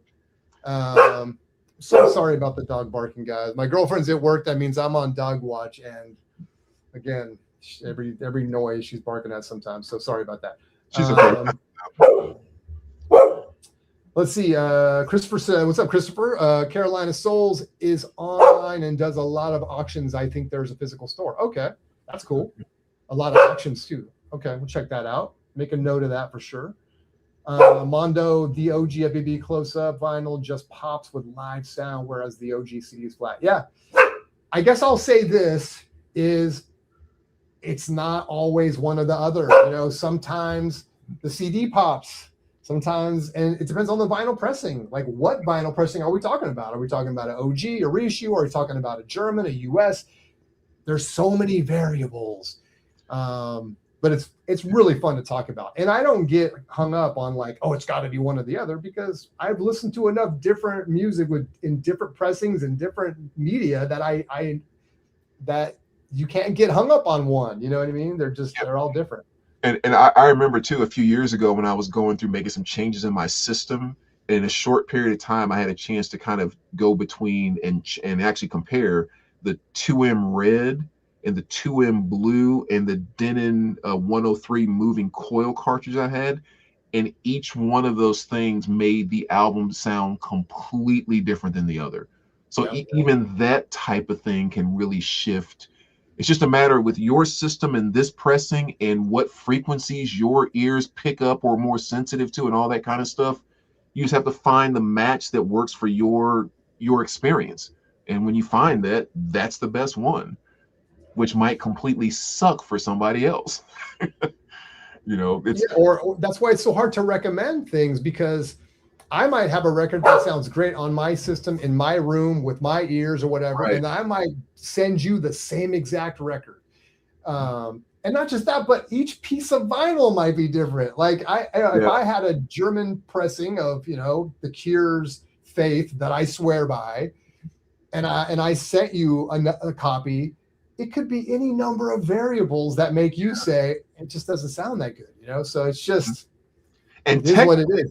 First 2 or 3 stamps on some level, maybe if you can't even notice it, have to be better or more defined than the 1000th stamp of that exact same pressing. You know, just the basic wear and tear. So, I mean, it's all little stupid stuff like that. So it's just find what rings right off of your system to your ear, and that is officially the best in your world. That's all that matters. That's why it's a whole separate video. And hey, we can get into it. I don't know how much time we have, but it's like we have a few more questions to go. But hey, it's a great topic and I love it. And you know, I think we'll definitely jump on it at some point. All right. The non-spinning time out has not happened yet, LOL, but I'm running out of time at 64 years old. Mondo. Look, I mean, I know it's like none of us know how much time we have left, right? It's kind of like talking about that. Yeah, we're just talking about it. Dark Side of the Moon. I think we got to it before you guys, or I did. Yeah, I finally figured it out. All right. Christopher Flying Burrito Brothers, got it. Okay, thank you for clarifying. I don't think Brandon, neither one of us probably know every single acronym, so it's like or initial or whatever. But that should be common knowledge. To me, CDs about to go back and forth regarding the sound. No right answer. Thank you, Mondo. You speak my language. You know. And sometimes, you know, I remember, so, okay, I'll try to make this quick, but yeah, an example, and this is one piece of media. We're talking about vinyl. No, it's not, because I'm going to compare it to a stream. Is I had this copy. I was really looking a couple years ago. I had to have a copy of The Sounds from the Lion's Mouth. I know I brought it up a million times. A lot of people aren't even going to know what I'm talking about. And I happened to get a German pressing because, you know, people were talking about how this sounds so great and everything. And I compared it to a stream. I know people are going to crucify me for that, but you can compare masterings. You can say like, so, you know, hey, this thing does not have as much punch as like a digital version of it, or at least the Spotify. Then people say, why are you listening to Spotify? It's not, you know, and it's guys, I'm sorry for the people that feel that way. It's just, you know, hey, sometimes that's what we have. And sometimes it actually does matter. You can tell a little bit by comparing those things. The point I want to make The German pressing of that album is phenomenal. And I ended up selling it. And so when I wanted it again, I got another one, another German pressing, because it was the superior sounding one to me. Anyway, sorry. Now I feel like I'm going down these one-way streets and stuff. I don't mean to, but I know it is a fun topic, and we're going to get into it in more detail at some point. Okay, depends on the issue with the CD, vinyl CD. Swifty says, I only play in the two extremes. It's either vinyl or streaming, nothing in between. Love cassettes, but that's a rabbit hole I just can't go down and stay married. Exactly right, dude. I'm curious, Swifty, what about the streaming? Are you someone are you just streaming on Spotify to your computer speakers? Or do you have like a hookup that lets you go to your stereo? Or do you have a streamer? I know someone else on camera right now, and it's not me, that recently got a streamer, right? Mm-hmm. I recently upgraded to that WIM Ultra, and signed up for the Tidal high res, and I don't care what anybody says, that sounds freaking good. I mean, I love my audiophile vinyl and all of that, and that sounds fantastic. But yeah, the high res streaming, that's no huge step back or anything. That stuff sounds good. Yeah, we were talking about it a little bit, and I've heard some high-res files, not even streaming files. You know, like there are shops that will sell you like high-res, whatever. I used to have all this stuff memorized. I don't remember whatever the bits are and all that stuff. I can't remember. But anyway, a high-res file, and I downloaded an album once and listened to it, and it was breathtaking. I mean, it was just so good. But again, it's hit or miss. I'm sure they're not all that way. And there's a whole other category of reasons to collect vinyl that you and I both love, right? Yeah. So it's not like I don't see either one of us going to straight streaming anytime soon. Oh, heck no. Most new pressings are all digital pressing, says Mondo. Yes, sometimes the hardware can be magic regarding stereo setup. Yeah, and the digital thing I always think is so funny. I tend to be irreverent about it just because there are people that are so locked into one thing sounding better than the other. And so I almost have a little bit of fun, like, poking holes in some of those theories or whatever, is that we've had digital in our music since the 70s. People in the 70s, once you had the ability to record digitally, which happened in the 70s, it wasn't as many, but some of the first albums were recorded that way, or sometimes they were recorded analog and stored digitally, and that became the album. And obviously, it's happened more and more over the decades that more and more of our music got to be. But as soon as I learned that, you start looking into the history of digital, I was like, how about this? How about you can listen to 80s, you're listening to mostly electronic music. So right. It's an electronic signal or a digital signal. I mean, I don't know. Where do you draw the line with this stuff? So yeah. I don't know, man. Having said that, I'm an analog guy. My system's analog, but I don't get precious about it, I guess is my point. Okay. And then lastly, Swifty says, just in the car, in the yard, nothing fancy. In my music room, only vinyl exists. Likewise. Swifty, speaking my language. Okay. We got to move on. We're going to be here forever. Pick on these last ones. So the nostalgia trap, the Grail chase. And you and I, we've talked about this a lot, but so we maybe quickly go into, I think it was number 7. This is me, and I'll start this one off. The nostalgia trap and the Grail. Well, my whole life is the nostalgia trap. I'll be honest. The reason I collect is the nostalgia trap. To me, nostalgia is not a 4-letter word. I buy vinyl because of nostalgia. I buy originals because of nostalgia, even if they sound worse. I remember I was on Surface Noise, and me and Jason Rojas were going back and forth, and he was like, "Spins, and this is not he's right in his way, and I don't feel wrong in my way." He's like, "You wouldn't go out and get a reissue if that reissue was remastered and sounded 10% better." And I was like, no, I know it's crazy to some people, but I'm not going to go spend $40 on the latest Journey album that's going to be remastered and probably be a different experience than the experience I've been having for 40-something years. I'd rather have the OG, and I'm about to say it, it's insane, even if it doesn't sound as good. It doesn't mean I don't love great music. It doesn't mean that I don't know the difference between better clarity and a better sound stage and sonics and whatever. But if it sounds good enough and it's the memories more than anything, yes, it's for me. I want the original. I want the hype sticker if I can get it. I want to hold the piece of cardboard that has been in existence for 40 years. It's crazy, you know, but those, you know, look, some collectors are going to understand what I'm talking about. So yes, it is a nostalgia thing for me. Music to me, in fact, take it to another level. It's every record on my shelf is a little time machine. And we get into this a lot on this channel, which is this record reminds me of like middle school and walking down the street with my Walkman and you know, whatever, spitting rhymes from Run DMC. And this one reminds me of the school dance in high school. And this one reminds me of my first kiss. And this one reminds me of my first car. And this one, you know, that's meaningful stuff. And sometimes it reminds me of my parents. You know, I can put a record on and it all comes back to me. You know, I'm back a 12-year-old kid again, and my parents are playing music and singing to it. Like, you know, that's what a lot of the stuff is that for me. So it is absolutely a nostalgia, and I don't even call it a trap. And so, you know, it is what it is. And I get it. I know some people are like, well, you can't, that's not being objective enough. And like, you know, and hey, I'm completely not objective about certain things. I can't argue why Journey Infinity is the greatest thing I've ever heard, that it will make me weep, that I love it without being able to even criticize it or to justify it.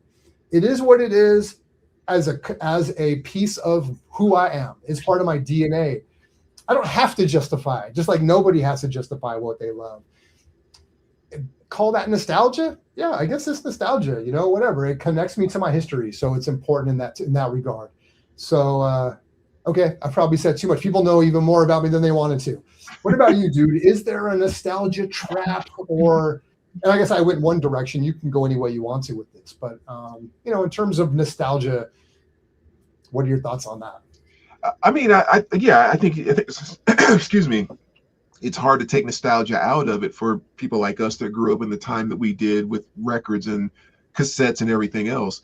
Excuse me. I think the biggest thing for me is like the music is what brings me to this, right? So I mean, that's just kind of, it's about the music.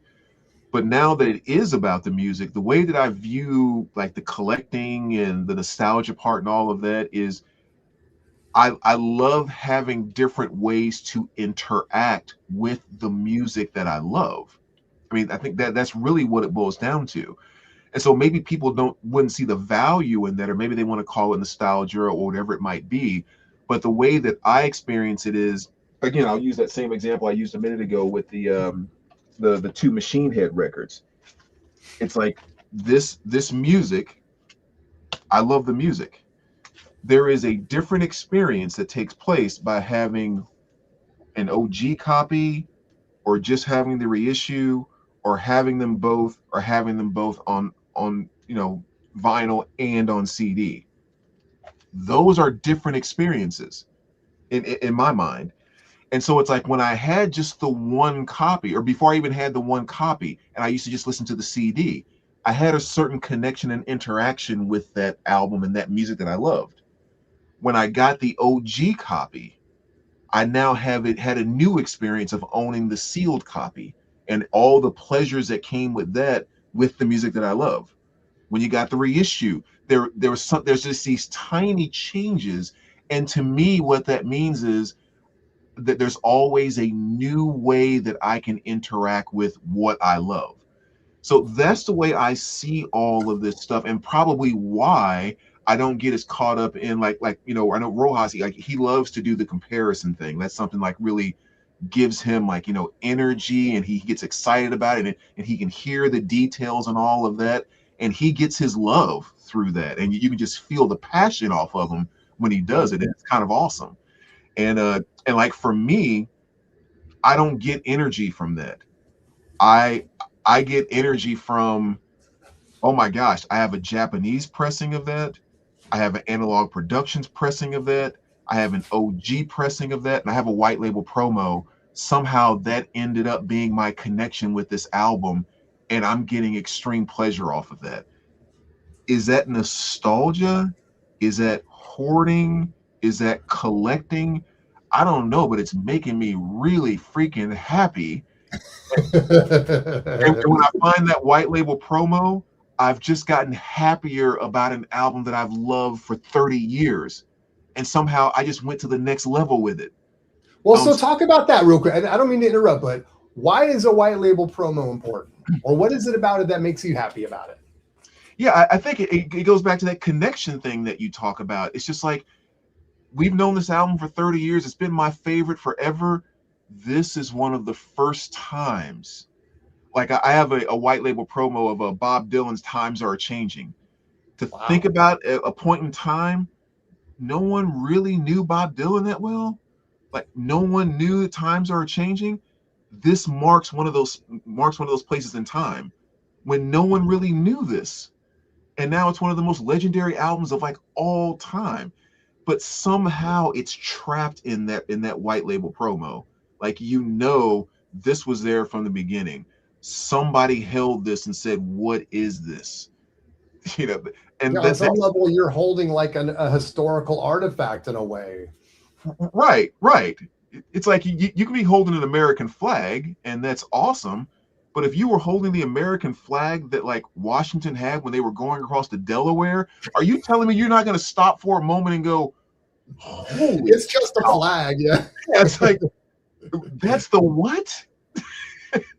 Exactly. Yeah. You go to the Rock and Roll Hall of Fame, they have all of that stuff there, right? And we've all seen the red Michael Jackson zipper jacket, right? We saw a million of those.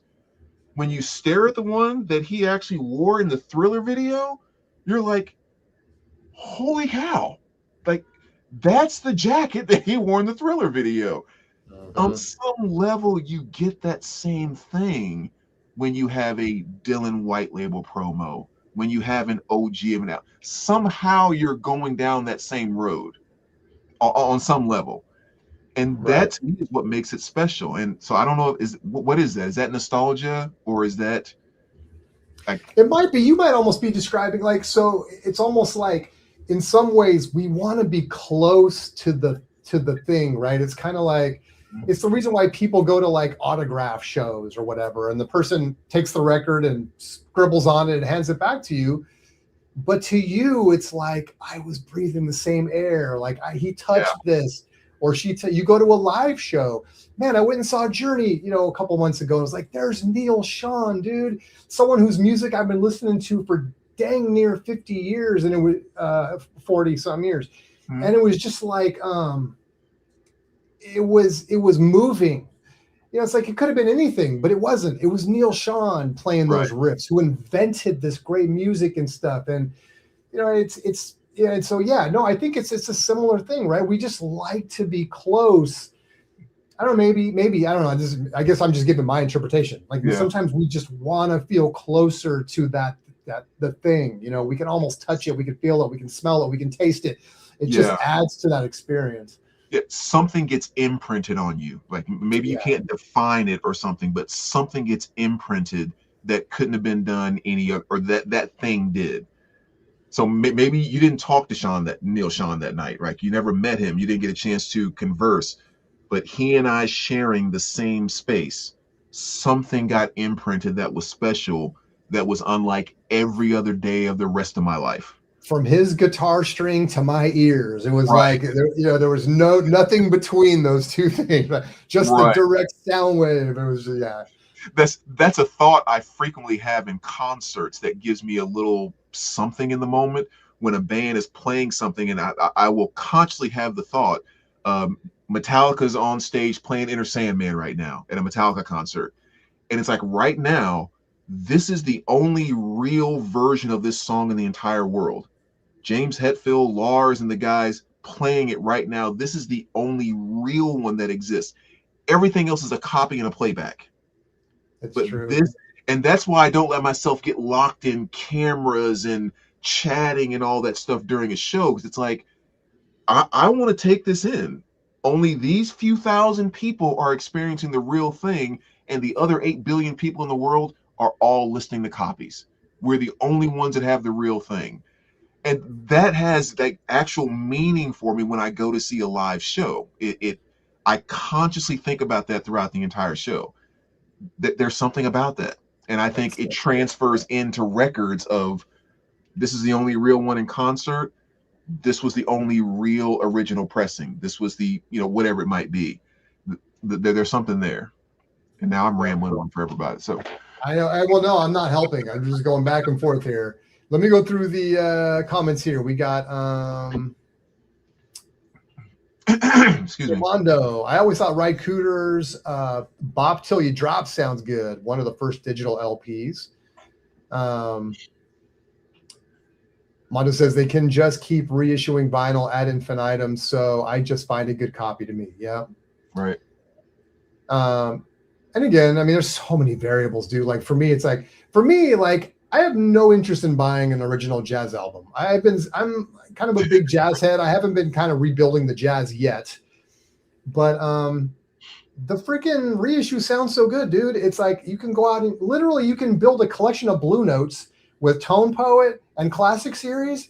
Yeah. And I have done the shootouts on some of these records, and you are not missing a thing. And for $30, I mean, you're set, man. So it's like, yeah, absolutely. If I only have one copy, says me, myself, and my vinyl. What's up, man? Thanks for being here. I can only hear that copy. I only hear it one way. I don't need to compare it. Thank you. I 100%. You're in good company because I've had people beat me up about that. I've been like, and maybe a little bit different from what you're talking about. You can correct me if I'm wrong, but like I've made the comment that like I can hear a record and I can tell you if it's good or not. I can tell you if it sounds sonically good. This record sounds really good. I've had people say you have to have something to compare it to, as if audio is what do they call it? The theory of relativity and stuff. I mean, but it's like you can hear a record and tell if you like it and if it's good enough for you. I don't have to listen to another. Oh, this record. Okay, you're right. That one's 2% better. And the other thing too, quickly to your point, me, myself, and my vinyl, is that when it comes to vinyl and probably any media, as soon as you start to gain one thing, you start to lose something else. It's not like you can just keep elevating everything until there's like this perfection. And I have done this in some shootouts where I've compared like 5 different pressings of the same music. And whenever it was a thing where, oh, the highs sound really good. The high end sounds really good here, and there's not as much low end. Then when I found that low end, it lost some of the detail in the high end. It's just, I guess it's physics, whatever it is. So I'm with you. That was kind of off from what you said, but I totally agree, man. You can hear a dang record and tell if it's good. You don't need to hear 50 pressings to know for sure. Yeah. Well, you can hear a record, tell if it sounds good because you've listened to thousands of records over your lifetime. So this is not saying that something else may not be 5% better, but that I can still listen to this in and of itself and say that is good. Exactly. Yeah. And if you are someone that likes to compare records to get the perfect one for you, hey, no shame. Everyone does it their way. Let's see. I'm with you. Playing an OG is always my preference, says Swifty. A new Tesla will blow away a 1969 GTO in every way, but be honest, what's cooler to drive? Yeah, okay, that's exactly, dude.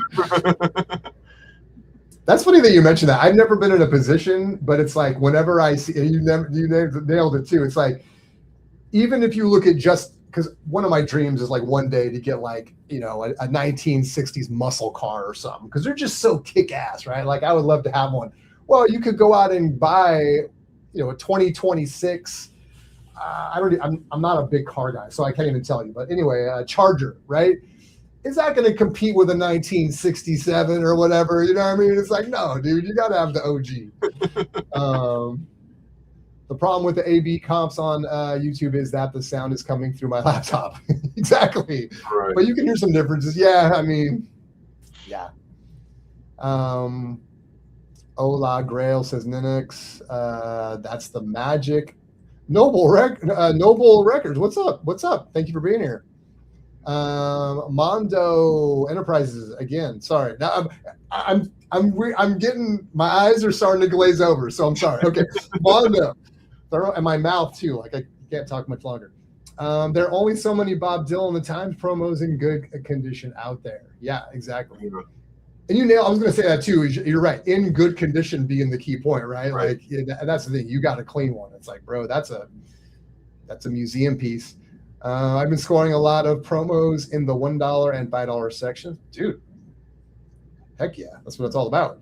I feel like a lot of radio stations are offloading their old promo vinyls. Some of most of Mondo, it's a whole nother rabbit hole we could go down too, because how many times do you see a radio station promo or just an album that's got the call sign written on it, KFRC huge on it. I have a Frank Zappa album like that. Doesn't bother me in the slightest. It adds to the historical, piece of it, right? Because it's like, oh, this was owned by the records. It has a whole different piece of history. It's adding this whole other fork in the road of what happened to these records. I have records with people's names on them. I don't hate it, because it's like, Julie loved this album. I wanted people to know it's hers so people wouldn't take it or whatever. Or she was at her friend's house and she's like, that's my record. No, it's not. My name's on it. Whatever it was, Kids had it and stuff. All that stuff just adds to it. I love the history. If that's nostalgia, so be it. Mondo, let alone their entire vinyl collections, yeah. Well, heck, if Noble Records is still in the house, didn't you just pick up a big collection from a radio? I think I just saw a post by you that you picked up a big radio collection, man. That's probably really fun. Yeah, when you have something close to the source, it's pretty amazing when it is good condish. I love that you say condish. I'm going to start saying that. I'm stealing condish. All right. And then, yes, the radio label's historical, what they played. Well, it's like, I'm blanking on it, but what do you call that sheet of paper that's glued to the front cover? That's from the radio. Timing strip. Timing strip. Yeah. Another thing that people collect, right? Because it's specific to that, who owned it. Yeah. Okay.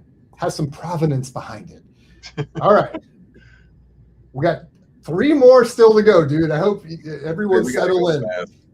All right. Okay. So this is one where we get a little bit into gear on this one. And I called it purism versus practicality, but really it's just about where do you stand on the gear spectrum?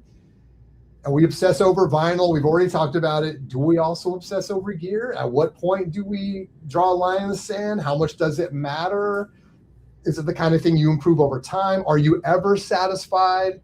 So I'm going to let you pick this one up. And gear. I mean, does it help you with the joy of listening, and however you want to talk about it? Yeah, I mean, I think I was like most collectors, that when I first started collecting vinyl, the gear really didn't matter. I mean, I was playing I definitely got into looking for more valuable records before I cared about my gear. So I was playing $200 records on a $25 Sony turntable, But I think as you go along, it's just one of those things where when you're around it more and you start to learn and somebody shows you something, or you get to hear someone else's system or that type of thing. I remember one of my big step ups when I told you I went to purging my collection and all of that, was I decided to go to one of those international audio shows, up in Chicago, which is really, really cool. They just kind of rent out 2 or 3 floors of a hotel. They take all the furniture out of the hotel rooms, and each of these stereo companies or whatever, they just set up systems in every single room. And so you just pay like $35 to get a ticket, and you go up on the floors and you just walk room to room listening to these systems. They have a few chairs set up, and so you're listening to $100,000, $200,000 audio systems, wow, that type of thing. Yeah, that's crazy. So I don't know if you're going to go this direction. I have to interrupt you just for a second. What's that like? I mean, is it just like, is it insane? Are you listening to, in your mind, are you listening to $100,000 system? Well, that's kind of the thing. The first time I did it, it made me think, I want to put a little bit of a focus on building my system. And I don't have any money at all. So it's just the little things I can do. The second time I went back and saw a show like that, it actually made me come back and think my system is not bad, because this was amazing, but I didn't hear 150 grand more than my system. Like, I didn't experience that. And maybe I don't have the trained ear and blah, blah, blah. But it's like, I just didn't experience that. So it was at least kind of good to have maybe somewhat of a set marker about what some of the elite systems are doing. And then when you hear your system and you feel like, I don't feel like I'm completely off the mark, it actually makes you feel, but yeah, I think over time, as you grow and you're investing in better vinyl, and you're investing in upgrading your condition, and you realize, oh, changing a speaker, changing some cables, getting a better stylus, getting a different amplifier. When you start to realize that stuff can make a difference, just like you start progressing in your vinyl, you'll progress in your system as well. And yeah, it's worth going down that road at some point. Is not necessarily worth it when it comes to just getting into vinyl in the first place. But yeah, it's definitely something that should become important. Not should, I think will become important at some point in time, if you're really going to bring out the absolute best of these 2,000 records that you have in your collection, or whatever the case may be. Yeah. Yeah, interesting. Well, I mean, I'm not trying to like promote a video, but I did a video kind of about this where I upgraded my system. And the reason I did it was I had, admittedly had a little bit of in what I would consider to be kind of a starter, mid-range starter system, kind of, with my speakers and my turntable and stuff. And I got to a point where I just felt like I wasn't really enjoying listening to records as much. Like I felt like I kind of hit a glass ceiling kind of a thing. And I was sort of like, you know what, this is cool. Like, and maybe it's because when I kind of got back into records and I bought a turntable stuff, I was kind of like, I don't want to spend a ton of money. Let me just do this and stuff. And then I realized after a few years, like, I'm really loving this. And it's kind of, now I got the channel and all this stuff, and I'm talking about, music and vinyl and everything, and really realized that, okay, this isn't just going to be an over, a 1 year thing or something. It was like, all right, let me get some cool gear, to me, what I thought would be cool.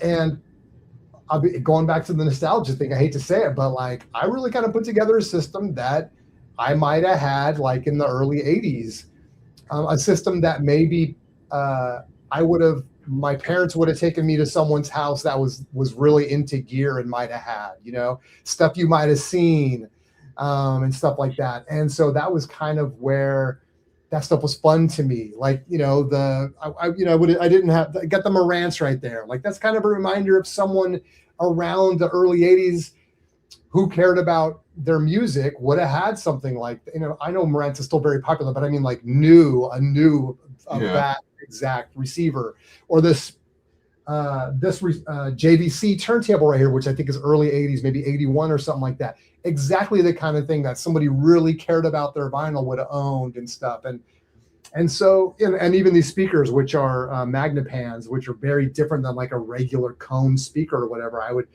even something like that. So when I put together my system, that's kind of what I was thinking. Like, this is going to be my system, maybe forever. Who knows? I want to get one that I really love and I'm going to enjoy using. And I've never gotten sick of it. Like, I'm never take for granted when I put a piece of wax on this turntable and it lights up and it starts going. There's just some weird quality about it that, is exciting to me, and I just enjoy doing it. So having said that, yes, and it all sounds good too, in terms of compared to what I had before. These Magnepans are amazing. I think they sound great. This room is way too small for them. But nonetheless, I got them tweaked a little bit to where they sound great. And yeah, I realized at that time that like I felt like some of the struggle I was having not wanting to play vinyl, it was almost like in my mind I was like, I have to keep improving the vinyl. Like, is it because it's because I have reissues and I have to go get an original, and then I'd get an original and I still wasn't. And so it's like, okay, let me just get a system that I can be happy with on a lot of different levels. It's going to help me enjoy my vinyl more because it's going to reach in and pull out more of that music. including the stylus that I have, which, I just hear things better now.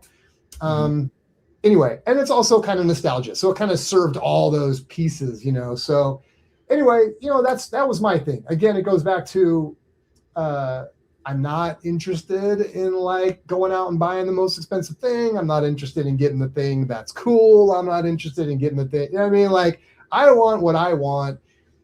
And there's a lot of variations around why, and it goes back to wanting an original pressing, even if it sounds worse. My experience listening to it is my experience, and I'm happy you're doing it. So, I think exactly coming back full circle to what you said. So yeah, I have upgraded my system over the last couple of years, and that's why, because I wanted to bring more out of my vinyl because I had a really inexpensive system, but part of what was guiding that for me was the nostalgia also. Yeah, and I think a big part of that too goes back to that thing we were saying before about not trying to keep up with the Joneses.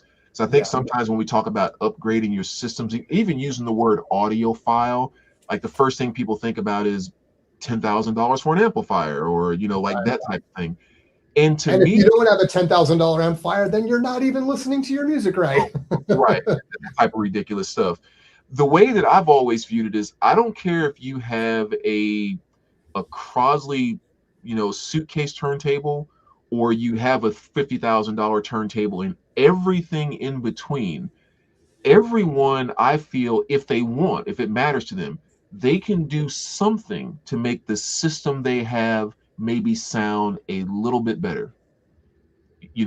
So even with something like a cheap turntable, if someone doesn't have a gigantic system, maybe their speakers just happen to be sitting on the exact same shelf as their turntable. Well, just get those speakers off of that shelf to get rid of get those vibrations away from your turntable. Maybe you don't necessarily just notice it, but there's something better going on if those vibrations aren't being sent to your turntable. Maybe you have a Crosley turntable. So still get a $10 stylus cleaner. Clean the stylus on that thing. It's going to sound better than it would without. And just like each one of those little steps, going from a stylus cleaner to working with your speaker placement, all the way up to buying cables and upgrading your amplifier. There's all these little things that you can always be doing to enhance your system a little bit. And I remember a guy telling me one time, he was like, very few times outside of buying a new amp or new speakers or maybe a new preamp will you really automatically hear a change with one thing being done outside of those things. He's like, when it starts coming to RCAs and speaker cables and all of that, you'll do one little thing, one little thing, one little thing, and then on that fourth thing, something just happens. And he's like, that typically is how upgrading a system goes over time, if you're not changing that one main component piece, like speakers or like an amplifier. And I've just kind of always bought into that. So it's like every little thing I can do, I'll just make that one little change. It's better, and it's not going to cost me any money to do it right now. Why wouldn't I make that change? But that's kind of how I view that. Yeah, no, that's a great point, dude. Another thing too, we'll wrap up this topic on, and then we still got we got 2 more to go. Is that there's a lot of this stuff is like an endless rabbit hole, right? I mean, when it comes to gear, are you ever going to be happy? And sometimes money guides that. If you're a millionaire, you got $1 million turn. What else can you possibly do? And yet you're still like, I need these cables. What were you talking about? There's like those risers for cables, so they're not touching the ground. Right. And all this, it's like, no hate on any of that stuff. It's just that there's 2 ways, I think, to approach that largely, which is, one is I go down this rabbit hole and it's endless and it brings me joy. And it's a rabbit hole and I go down it and it brings me anxiety. Right. And for me, I tend to get to a point where I just shut the door. Like, I'm good because I have it's in me to like endlessly chase. Right. And so like, I got to really catch myself and be like, no, you know what? Enjoy what you have.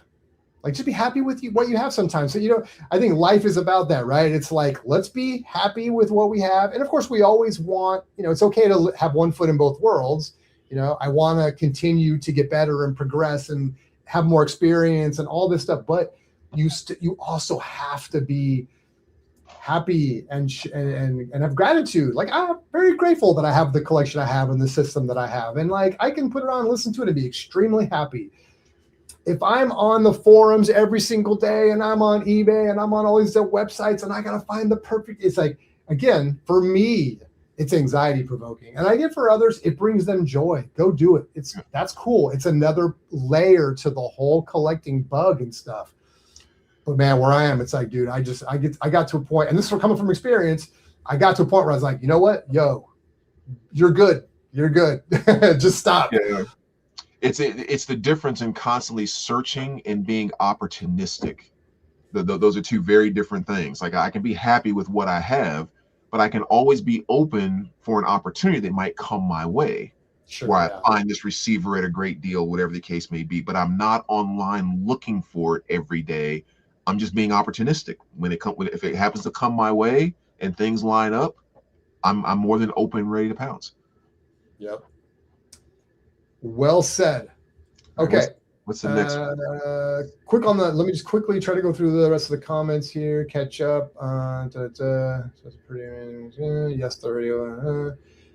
Mondo says, that's it. You can get great audio for very little money now if you are patient on the used stuff, even some new. Yes.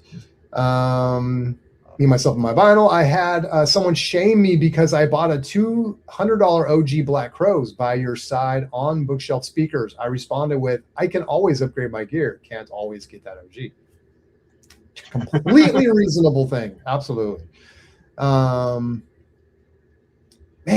whenever I hear stuff with the word shame, it's like, dude, anyway, I don't want to go down that road, but I've only had to block one person from my channel ever.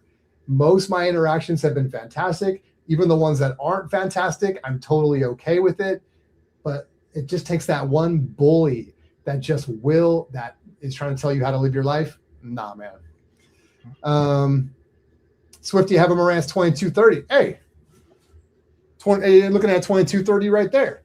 I don't care if you spend $100K on a receiver, you won't have one as cool as mine. Exactly, dude. Hey, and 30 watts is totally fine for most people's listening rooms. You know what I mean? I can't crank this thing up more than 25% of the way, and it sounds freaking fantastic. And they say, well, you can't drive Magnepans with 30 watts. Well, guess what? I guess I'm an anomaly because I'm driving them right now. People always talk about watts, but then nobody ever that people have no clue what the efficiency of their speakers are, which is the real thing that matters when it comes to watts. And it's just not one of those things that people just kind of spout out without. Yeah, things are just black and white. And yeah, exactly. Yeah. I have mid-fi, says Mondo. A lot of 90s, 2000s, and a pair of 1980 La Scala with new crossovers, total cost. Turntable CD, DVD. HD CD, SACD, AVR 5.1. Elemental PQRS. I think I got that right. Every letter in there. Yes, Mondo, I love it. Argument is that you can vacuum under the risers now. Yes, exactly. Hey, what's up, Chance? Good to see you, man. Working the late shift, yes. And we're on a Wednesday tonight, too. So we're real late. Thanks for being here, bro. Like 25 hours late. Yeah. Mondo, I'm trying 2 different cartridge setups on my turntable just for the experience. It's a good thing for a beginner to have a sense of. Yeah. It's amazing, dude. You know, when you first get into this stuff and you hear people saying like, you know, different cables make a difference. This makes a difference. That makes I was a big fan of Michael Fremer, and you know, I mean, I still am, but I don't really watch. I don't see his videos. I don't know if he's really posting as much anymore. But in 2019, when I kind of got back into this, he's one of the first people I found, and he would talk a lot about that. Clean your records, you know, and just all the different nuances that you can do to make things sound. You're kind of like, come on, man. You know, it's like, how different can it sound, you know, and stuff. And I know there's something to be said too for getting into the weeds, and that's kind of what we're talking about tonight. But to your point, it is amazing how, and you even touched on this, bro, which is like the little things can make things sound better. Cleaning your dang stylus. I remember I sent you a town to remember, but I was like, yeah, I got this, picked up an album. I was so happy that I got it. I think it was The Cure, standing on the beach, which I was like holding out for a good copy of. And when I put it on the first time, I was like, no, it has distortion. Like there's like sibilance and all this. And then I thought, you know what? Let me clean the old stylus. Let me break out the old gel pack, replayed it like night and day, dude. So for what it's worth. Okay. Yeah, let's move on. Different. And specifically the two cartridge thing is really cool. Cause I think Brandon, you have two different turntables, and maybe touch on that real quick. Cause we were talking about gear. You have two different systems. You really use them for listening to two different kinds of music, right? Oh yeah. I have I'm down to one turntable with a moving coil cartridge, but I have two receivers, a Sansui 7500 and a Marantz 2275. Then I have two sets of speakers, which is the Pioneer HPM 100s, a little more old school, big 12-inch and all of that. And then like a newer BMW 682 S2 tower speakers. And long story short, with the preamp that I have, I can run, to each receiver, and I can go back and forth between, when I play rock music, the Marantz 2275 with the Pioneer HPM 100s sounds so much better than the BMW and the Sansui. I mean, and then going around, the BMW and Sansui sounds fantastic. The PMs and the Marantz just sound 10-15% better with rock. But then when you go to anything that has sharp clarity, 80 synth stuff, jazz especially, anything like that, the Sansui and the BMWs blow the Marantz and the HPMs out of the water. So just kind of, I didn't intentionally set that up. I just started to notice with playing music on both the systems, wait a minute. And then I tried actually moving a record over, and I was like, this sounds, and I just came to that realization, these are two different systems that are made for two totally different things. Yeah. But there's a huge difference. Yeah, that's cool. All right, last two. The first one is The Purge, letting go. How hard is it for you to thin out the herd? What criteria do you use, etc.? And actually, I guess we kind of spoke on this. We can kind of maybe go over this one quick because I know we've been going long. Like, I just sold a collection and now I'm rebuilding one, and so and it was hard. I had to do it. I didn't really have a choice, and I think I told myself like I'm okay with it, and stuff. And people would ask me about it, and oh yeah, it's kind of fun now being able to walk into a record store and find like 10 things that I don't have, and stuff.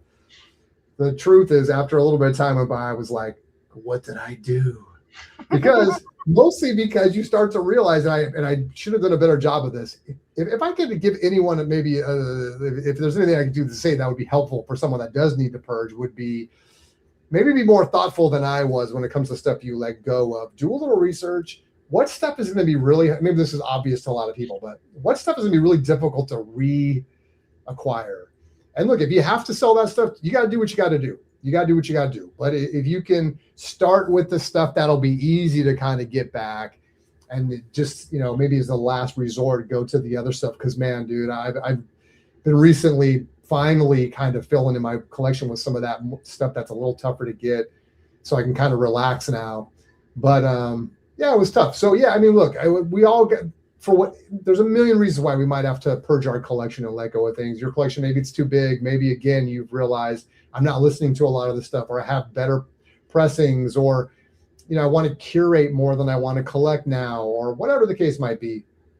It's all good. But yeah, it can be, sometimes it can be hard parting with it, but it can be even more hard when you're like in a place that you want to start recollecting again, and you're like, man, you got to climb that mountain again, man. It's like you just took yourself down to the bottom of Mount Everest, and now you got to get back up it.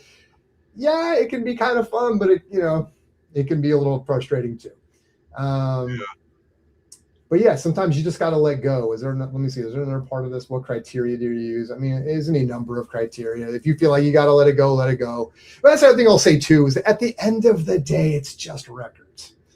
And I guess that's kind of what I kept telling myself so I could sleep at night. It's like, look, I mean, it's just records. You can still listen to music. You can, there's a lot more things that are important about life, especially when you are going to a place where you have to sell. Then there are absolutely something that's more important than that collection at that point in time. It's a luxury, I think that we have this stuff. And, so I try to keep that in perspective. It's like I try not to be so precious that I'm like greedy about it, or that I would die for this stuff. That's not what it is to me. So anyway, that's all I got on that. What do you got? Yeah, on the purge side of things, again, if you're in a position where you don't have to sell, or like you're moving and have to get like something where it requires a hard date, if you're not in that position and just thinking, do I need to get rid of some of this stuff? I mean, obviously I went through that process, I guess maybe just under a year or so ago, where I was in the thoughts of, is it time to sell my entire collection? And the thing I basically did was I allowed myself to sit with it. Like I didn't just run right when I said that. Very wise. Yeah. So I thought about, what if I sold my entire collection? And I spent a few weeks, talking about it here in the VC, just going through the process in my head of what it would look like, imagining it happen. And then I thought, well, let me start with this. Let me just go through my collection and just pull everything that I feel like does not absolutely need to be here. And I did that. I pulled it all. And then I took it and set it over in a corner. And I just thought, let me just sit with it. I'm playing, and I'm in my collection, and I'm operating as if those records don't exist. They're in boxes in a room or in the back of the room against the wall. And so I got to sit with that for a while. And I remember there were 6 records that I ended up going back and getting and pulling out that it was like, no, I think I need to keep these. They're just 6. And the rest, I thought, they've been sitting back here for over a month. I feel comfortable with them being gone. Okay, let's start trying to sell those. And I did the record show. I put some of them on Discogs and all of that. So that would be my biggest piece of advice, is not to go through, I'm selling, and then 5 hours later, you're listing everything on Discogs or taking everything down to your local record shop. If you have the time and you're just sit with it, take those records out of your collection, take them to a different room, and just keep functioning. Just have them in a different room. If I go, I really wish I had that back in here, maybe you need to go grab that one and bring it back. So that would be my advice. Just don't be rash if you don't have to be. Yeah, that's really good advice, because I think you can almost get desensitized sometimes, I think, to your collection, and I think I was that way. And again, there were pressing issues, but I mean, it's like you can almost be, once you've kind of had things for a while, and maybe things start to kind of run together. Maybe you haven't listened to it in a while and all this stuff. Maybe you're a little bit desensitized, where you're just kind of like, all right, let's just list this stuff and sell it or whatever. So I think that's great advice. What you offered is like, if you can physically remove it for a while, right? And if you can't sleep that night, then it's probably a better decision to try to hold on to it. Yeah, box it up, tape it up, go put it in a room. And if you don't feel the need to go pull those records a month later, take the box and go sell it. Yeah, that's actually really good advice. Yep. Sleep on it. Yeah, I know. That's one thing. I had a coworker, a boss, like, I don't know, 15 years ago. And one of his big pieces of advice was, before you respond to an email, go ahead and author the email, make the reply, do not press send. Sleep on it. The next day, you still feel the same way, then go ahead and send it. You might want to edit it, because you don't want it. So it's like, and there's no reason to. Mm-hmm. So that was one of the best pieces of advice he ever gave me, was like, all right, sleep on it. Sleep on it. That's okay. Good. Last but not least, number 10, the non-collector view. I don't even know. I think I was just trying to find a number 10 on this one. But for people that don't collect, spending $40 on a record, does it seem crazy? Like I said, I have people my friends and family and stuff come here. They don't even bat an eye. Like, what is this stuff? Like, who cares? So, and I'll let you end off with this one, kicking this one off. But it's like, how do you explain to people that don't collect do you need to explain it? Do you ever have someone ever ask you, like, why do you collect this stuff, or why do you have it? You do what? Yes. Are you ever standing in line at record store day and people are like, getting their coffee at the Starbucks across the street, looking at you like you're insane? Which, speaking from experience, but yeah. So jump into that. Yeah, I mean, I think that sometimes you do get the question of like, why do you collect vinyl? But I think most people, even those that don't collect, still can see some excitement in the stuff, having the stuff. I think the biggest question tends to come from people who are collectors that ask you or will say stuff like keeping an album sealed.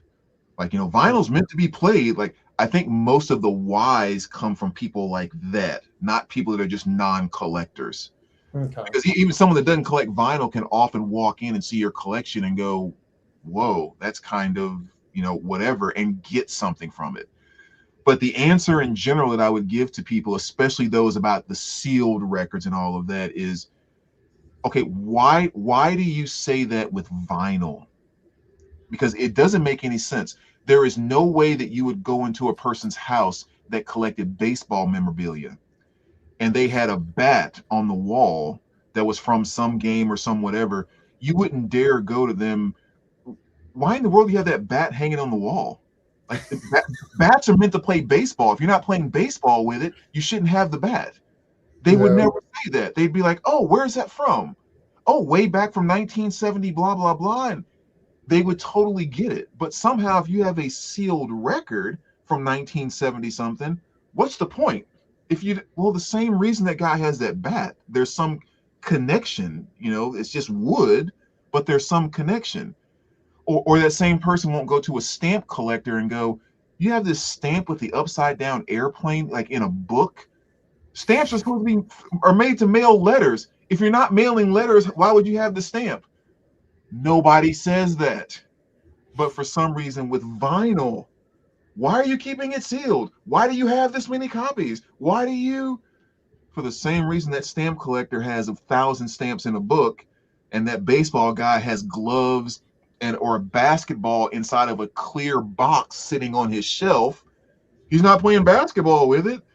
So it's just, why don't you treat the collector side of us with the same respect that you treat the collector side of almost anything else? And that's really kind of how I answer that why question, or why are you asking the why question? Because you wouldn't ask the guy who collects baseball cards or the guy who collects blah, blah, blah.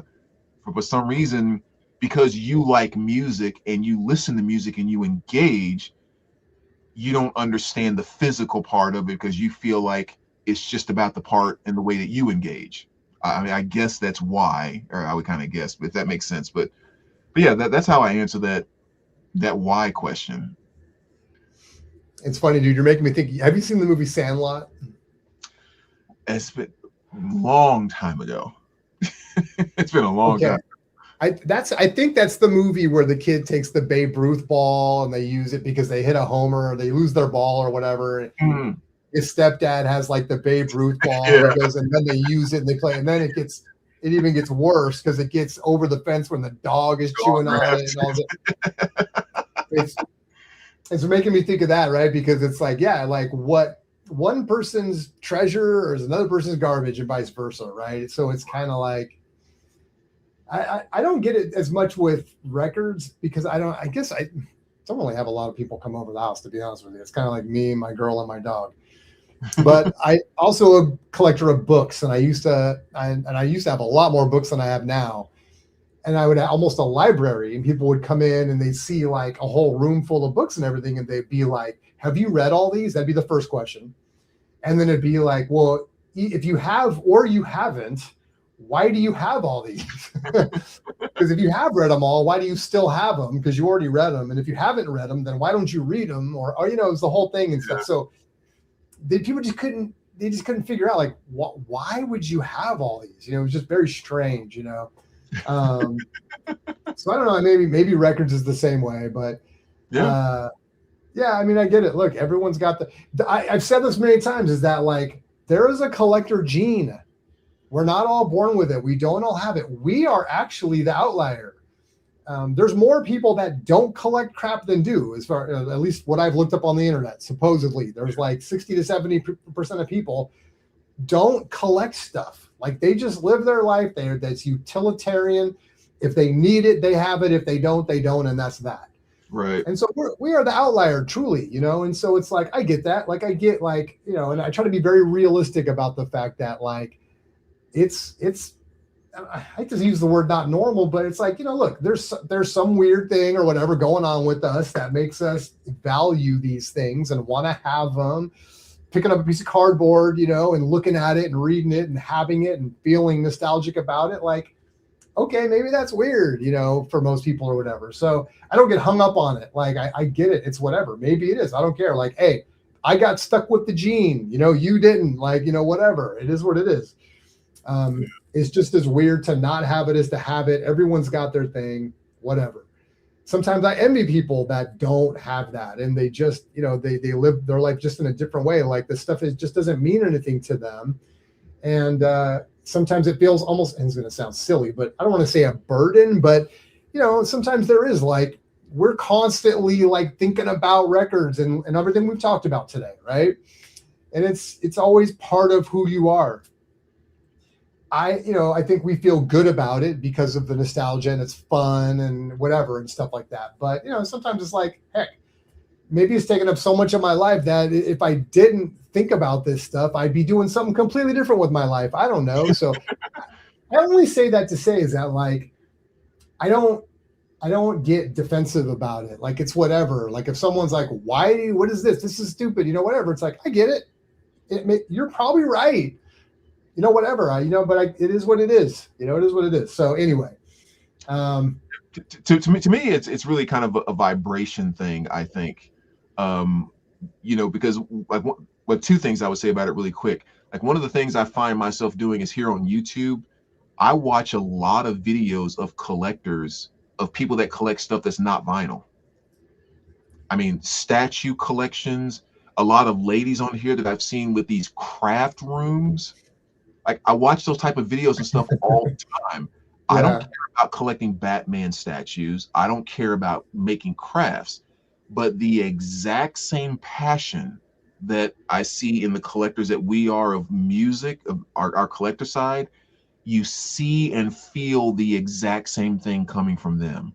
Yeah. I have the room. I'm laying it all out. It's like, it's just this thing that stirs me. Check this out. Check this out. And it's like, yeah, I don't care about your paper. I don't care about your green, yellow, and red paper. But it's like, I can so feel that we're here. Like that force, that life force coming off of you is the exact same thing I'm feeling when I'm in my room. And so, yeah, there's something in that vibe that just kind of makes sense. And like another place I've always compared that to is when people say they don't understand. It's like there's something in life, I assume, that gives you that same vibe that I get from vinyl collecting. And I almost view it the same way as you could have a person standing there going, yeah, right? That person might be a mom at her 8-year-old's basketball game, or it might be a mohawk wearing teenager at a death metal concert. But why are they both going, you know? It's like you're getting that vibe by cheering on your son. He's getting that vibe from that guitar solo, but somehow you're both in the same place. It's excited, pump your fist in the air, yelling energy. And it's just, there's different ways to get that. And we happen to get it through collecting vinyl. Maybe you get it through hiking crazy trails or traveling or buying new shoes or whatever it might be. I hope there's some place in your life that you're getting it. Otherwise, you're missing out on something pretty freaking awesome. Yeah. So that's kind of the way I view that whole thing. I'm glad you said that, because it manifests itself in ways that maybe you don't connect immediately, but when you really kind of dig for it, it's like, oh, this is their version of this. Yeah. Right. And I also like that you said you like to follow these other channels. I think most of the channels I follow are like, that are about collecting, aren't even necessarily vinyl often. It's like comic books and like, I just like, I love watching the people that like that sell or flip stuff or whatever. There's guys that sell tennis shoes. Yeah, They're just I watched those entertaining. too. Yeah, it's entertaining to see, in comics and video games. I have some interest, not enough to actually collect it, but Mhm. it's still fun to like to engage and watch that stuff. And you're right, it's feeding that same kind of I don't know, whatever it is that we have in us that make us Yeah. collect, vinyl. So I know so much um, about Pokemon cards right now, like it's not even funny. And I've never had a Pokemon card my entire life. But watching these people wheel and deal and what they're shooting for and everything is just, man, I get the freaking vibe, and I love watching you guys do it. well, I hate to say this, but and this is a whole nother topic, man. We got to write these down. Is there's I know I'm going to come off taking a side on this, but, and there's no wrong way again, but there's something that those other collector communities have that sometimes I feel like the vinyl community doesn't have. There's if you watch the guys with the Pokemon cards, oftentimes you'll see how they wheel and deal, and they acknowledge like this has this much value, and 80% is good enough, and blah blah, and trading and this and that. And there's a formula to this stuff that I don't think has really made it into vinyl. And maybe vinyl is just a different bird. I don't know.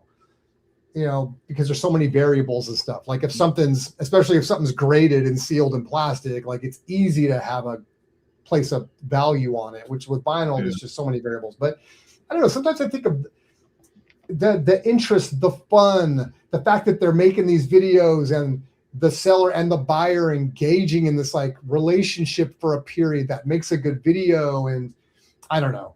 It just seems like it's interesting to watch, and I Right. think the reason why I'm watching that stuff in comics and games and cards is that that's not part of the vinyl economy or whatever. Or I sort of think of it when I define it like sometimes vinyl feels like it's kind of in the Stone Age still a little bit, Mhm. or maybe it's just, I don't know what's the word. I can't think of the word that I really want to use, but it's just, yeah, it's slow moving in the sense that it's not open to a lot of the things that other collectibles have kind of added.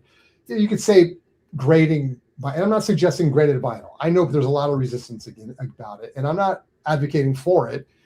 I'm just saying it's one example of what's helped uplift these other communities that might otherwise have just kind of petered out. And now we have to decide, like, do we want vinyl to be something that continues to grow and appeals to young people and the new generation and stuff? We might have to figure out, how do we make this fun? How do we make it interesting? And how do we start taking from other collector communities to say, like, hey, can we make this fun? Like, you never see somebody like doing a coin flip for a vinyl record, right? Like you do with the tennis shoes. I'll do 50 or 80. Let's flip a coin, It's fun to watch. It's fun. There's no harm done or whatever. You would never, I don't think. You tell me, you go to the record shows. How would someone look at you like you were insane if you're like, okay, let's flip for it? I can't say I've ever seen that, but you're 100% right. And so, look, maybe it's a weird comparison, but I guess, and the reason I even make it the conversation for it or open it as a conversation is because there's the economies that are thriving for collectibles seem to me to be the ones that are doing things to make it interesting. And I know for old people like us, we just want our records. We want the prices to be cheap. I want to be able to walk into a thrift store and grab records for 50 cents a piece, come home and enjoy them, and that's it. But I'm open to the idea that a strong economy is a good economy. And when it comes to records, continue to do well into the future for generations and just be fun. Sometimes you got to loosen up a little and consider some of the other things that some of these other, anyway, it's a whole nother topic. It's late. My brain is fried. Let me say one thing about that too, because I had this conversation with someone about the very similar thing. I think the one thing that makes vinyl, and again, this is a big generalization because you can say this about some other things too, but I think vinyl is a little bit different just because it's connected to music, and then music is more emotionally connected to the individual. Now, not more connected as in like a person doesn't have as much of a passion about a Pokemon card, but it's just song for song, experience for experiences, most Pokemon cards are not connecting back to someone's childhood, their mom, their dad, their best friends, their first love, their like all of these major molding experiences that a person has had in life. For the most part, a Pokemon card or a Michael Jordan rookie card probably doesn't have that connection, right? In and of itself, it has the value of being as rare as it is and being a Michael Jordan rookie, but a person's probably not going to be talking about their first love from a Michael Jordan rookie card or their first car. You know what I mean? So I think sometimes what ends up happening is when people start talking and sharing about, I think this way and you think this way, vinyl starts to reflect politics more than it reflects talking about a Pokemon card. If that makes sense. Like in politics, it becomes very hard to say something different without you being offended because now I have attacked something about you because we have a difference. Right. You know, it's gotten really personal. And I think sometimes with the music thing, that same thing happens when you're not saying my band. Like one of the things I hate more than anything is when someone comes into the shop, usually older guys, and can I help you find something? Oh, you guys probably don't have the music I listen to. Yeah, exactly. That's the first thing you want to say to me before highs. Like you have to start molding yourself into how special I am, how separate I am from all of you normal. It's like we're two dudes in a record shop saying hi. It should be, hey, great day. How's it going? What stuff do you guys have? I'm looking for this. I'm like, where's the positive conversation? But your first thing is like, you probably are not on my level. There's something personal about it, and I think it screws a lot of people up. Yeah, and they don't know how to have those conversations and make it not personal, but the joy of sharing the passion, like that 10-year-old kid and the 40-year-old guy with the Pokemon card. Yeah. Yep. You know, I don't know, maybe way too, whatever. Just random thoughts there. Yeah, exactly. Thank you, Swifty. Thanks for hanging out, man. Have a great night. Absolutely. Yeah, that's the thing. It's like, especially when we haven't really planned to have some of these discussions, it's you trying to come off the cuff and, we're tired. You end up going to, but no, the spirit of what you're saying, I totally get, dude. Yeah. And I think it's a topic. I love that we have this discussion tonight because it does open up so many other ideas for where these topics can go and just kind of, this kind of stuff I love talking about, right? It's kind of like controversial maybe to a lot of people. Like there's definitely things that are very typical to talk about in our community. We've tended to kind of maybe carve out our own niche and stuff, but I think there's a place where those things meet in the middle somewhere. And that's where it gets kind of fun, All right. Well, heck, I'm looking at the bottom of our list, man, and it is late, and I don't want to keep you up anymore because you're 2 hours later than I am. So, guys, I really appreciate you. Thanks for being here. For everyone that hung out, I'm going to rifle some names, even if you guys have already bailed. But Swifty, I appreciate you so much, and I appreciate you in a lot of ways that people watching don't understand. Thank you so much for everything, Mondo, Concert Buddy, me, myself, and my vinyl. I appreciate you. Thank you so much for being here. Noble Records even poked his head in here. Thanks for being here, brother. Hope to see you next time. Minix, appreciate you. If I didn't mention you, I'm sorry, but those were the big. Oh, Chris, thanks for being here. Yeah, we'll catch you guys next time, man. Thanks so much for chiming in today. This was a real fun one, guys. I appreciate you. Oh, jeez.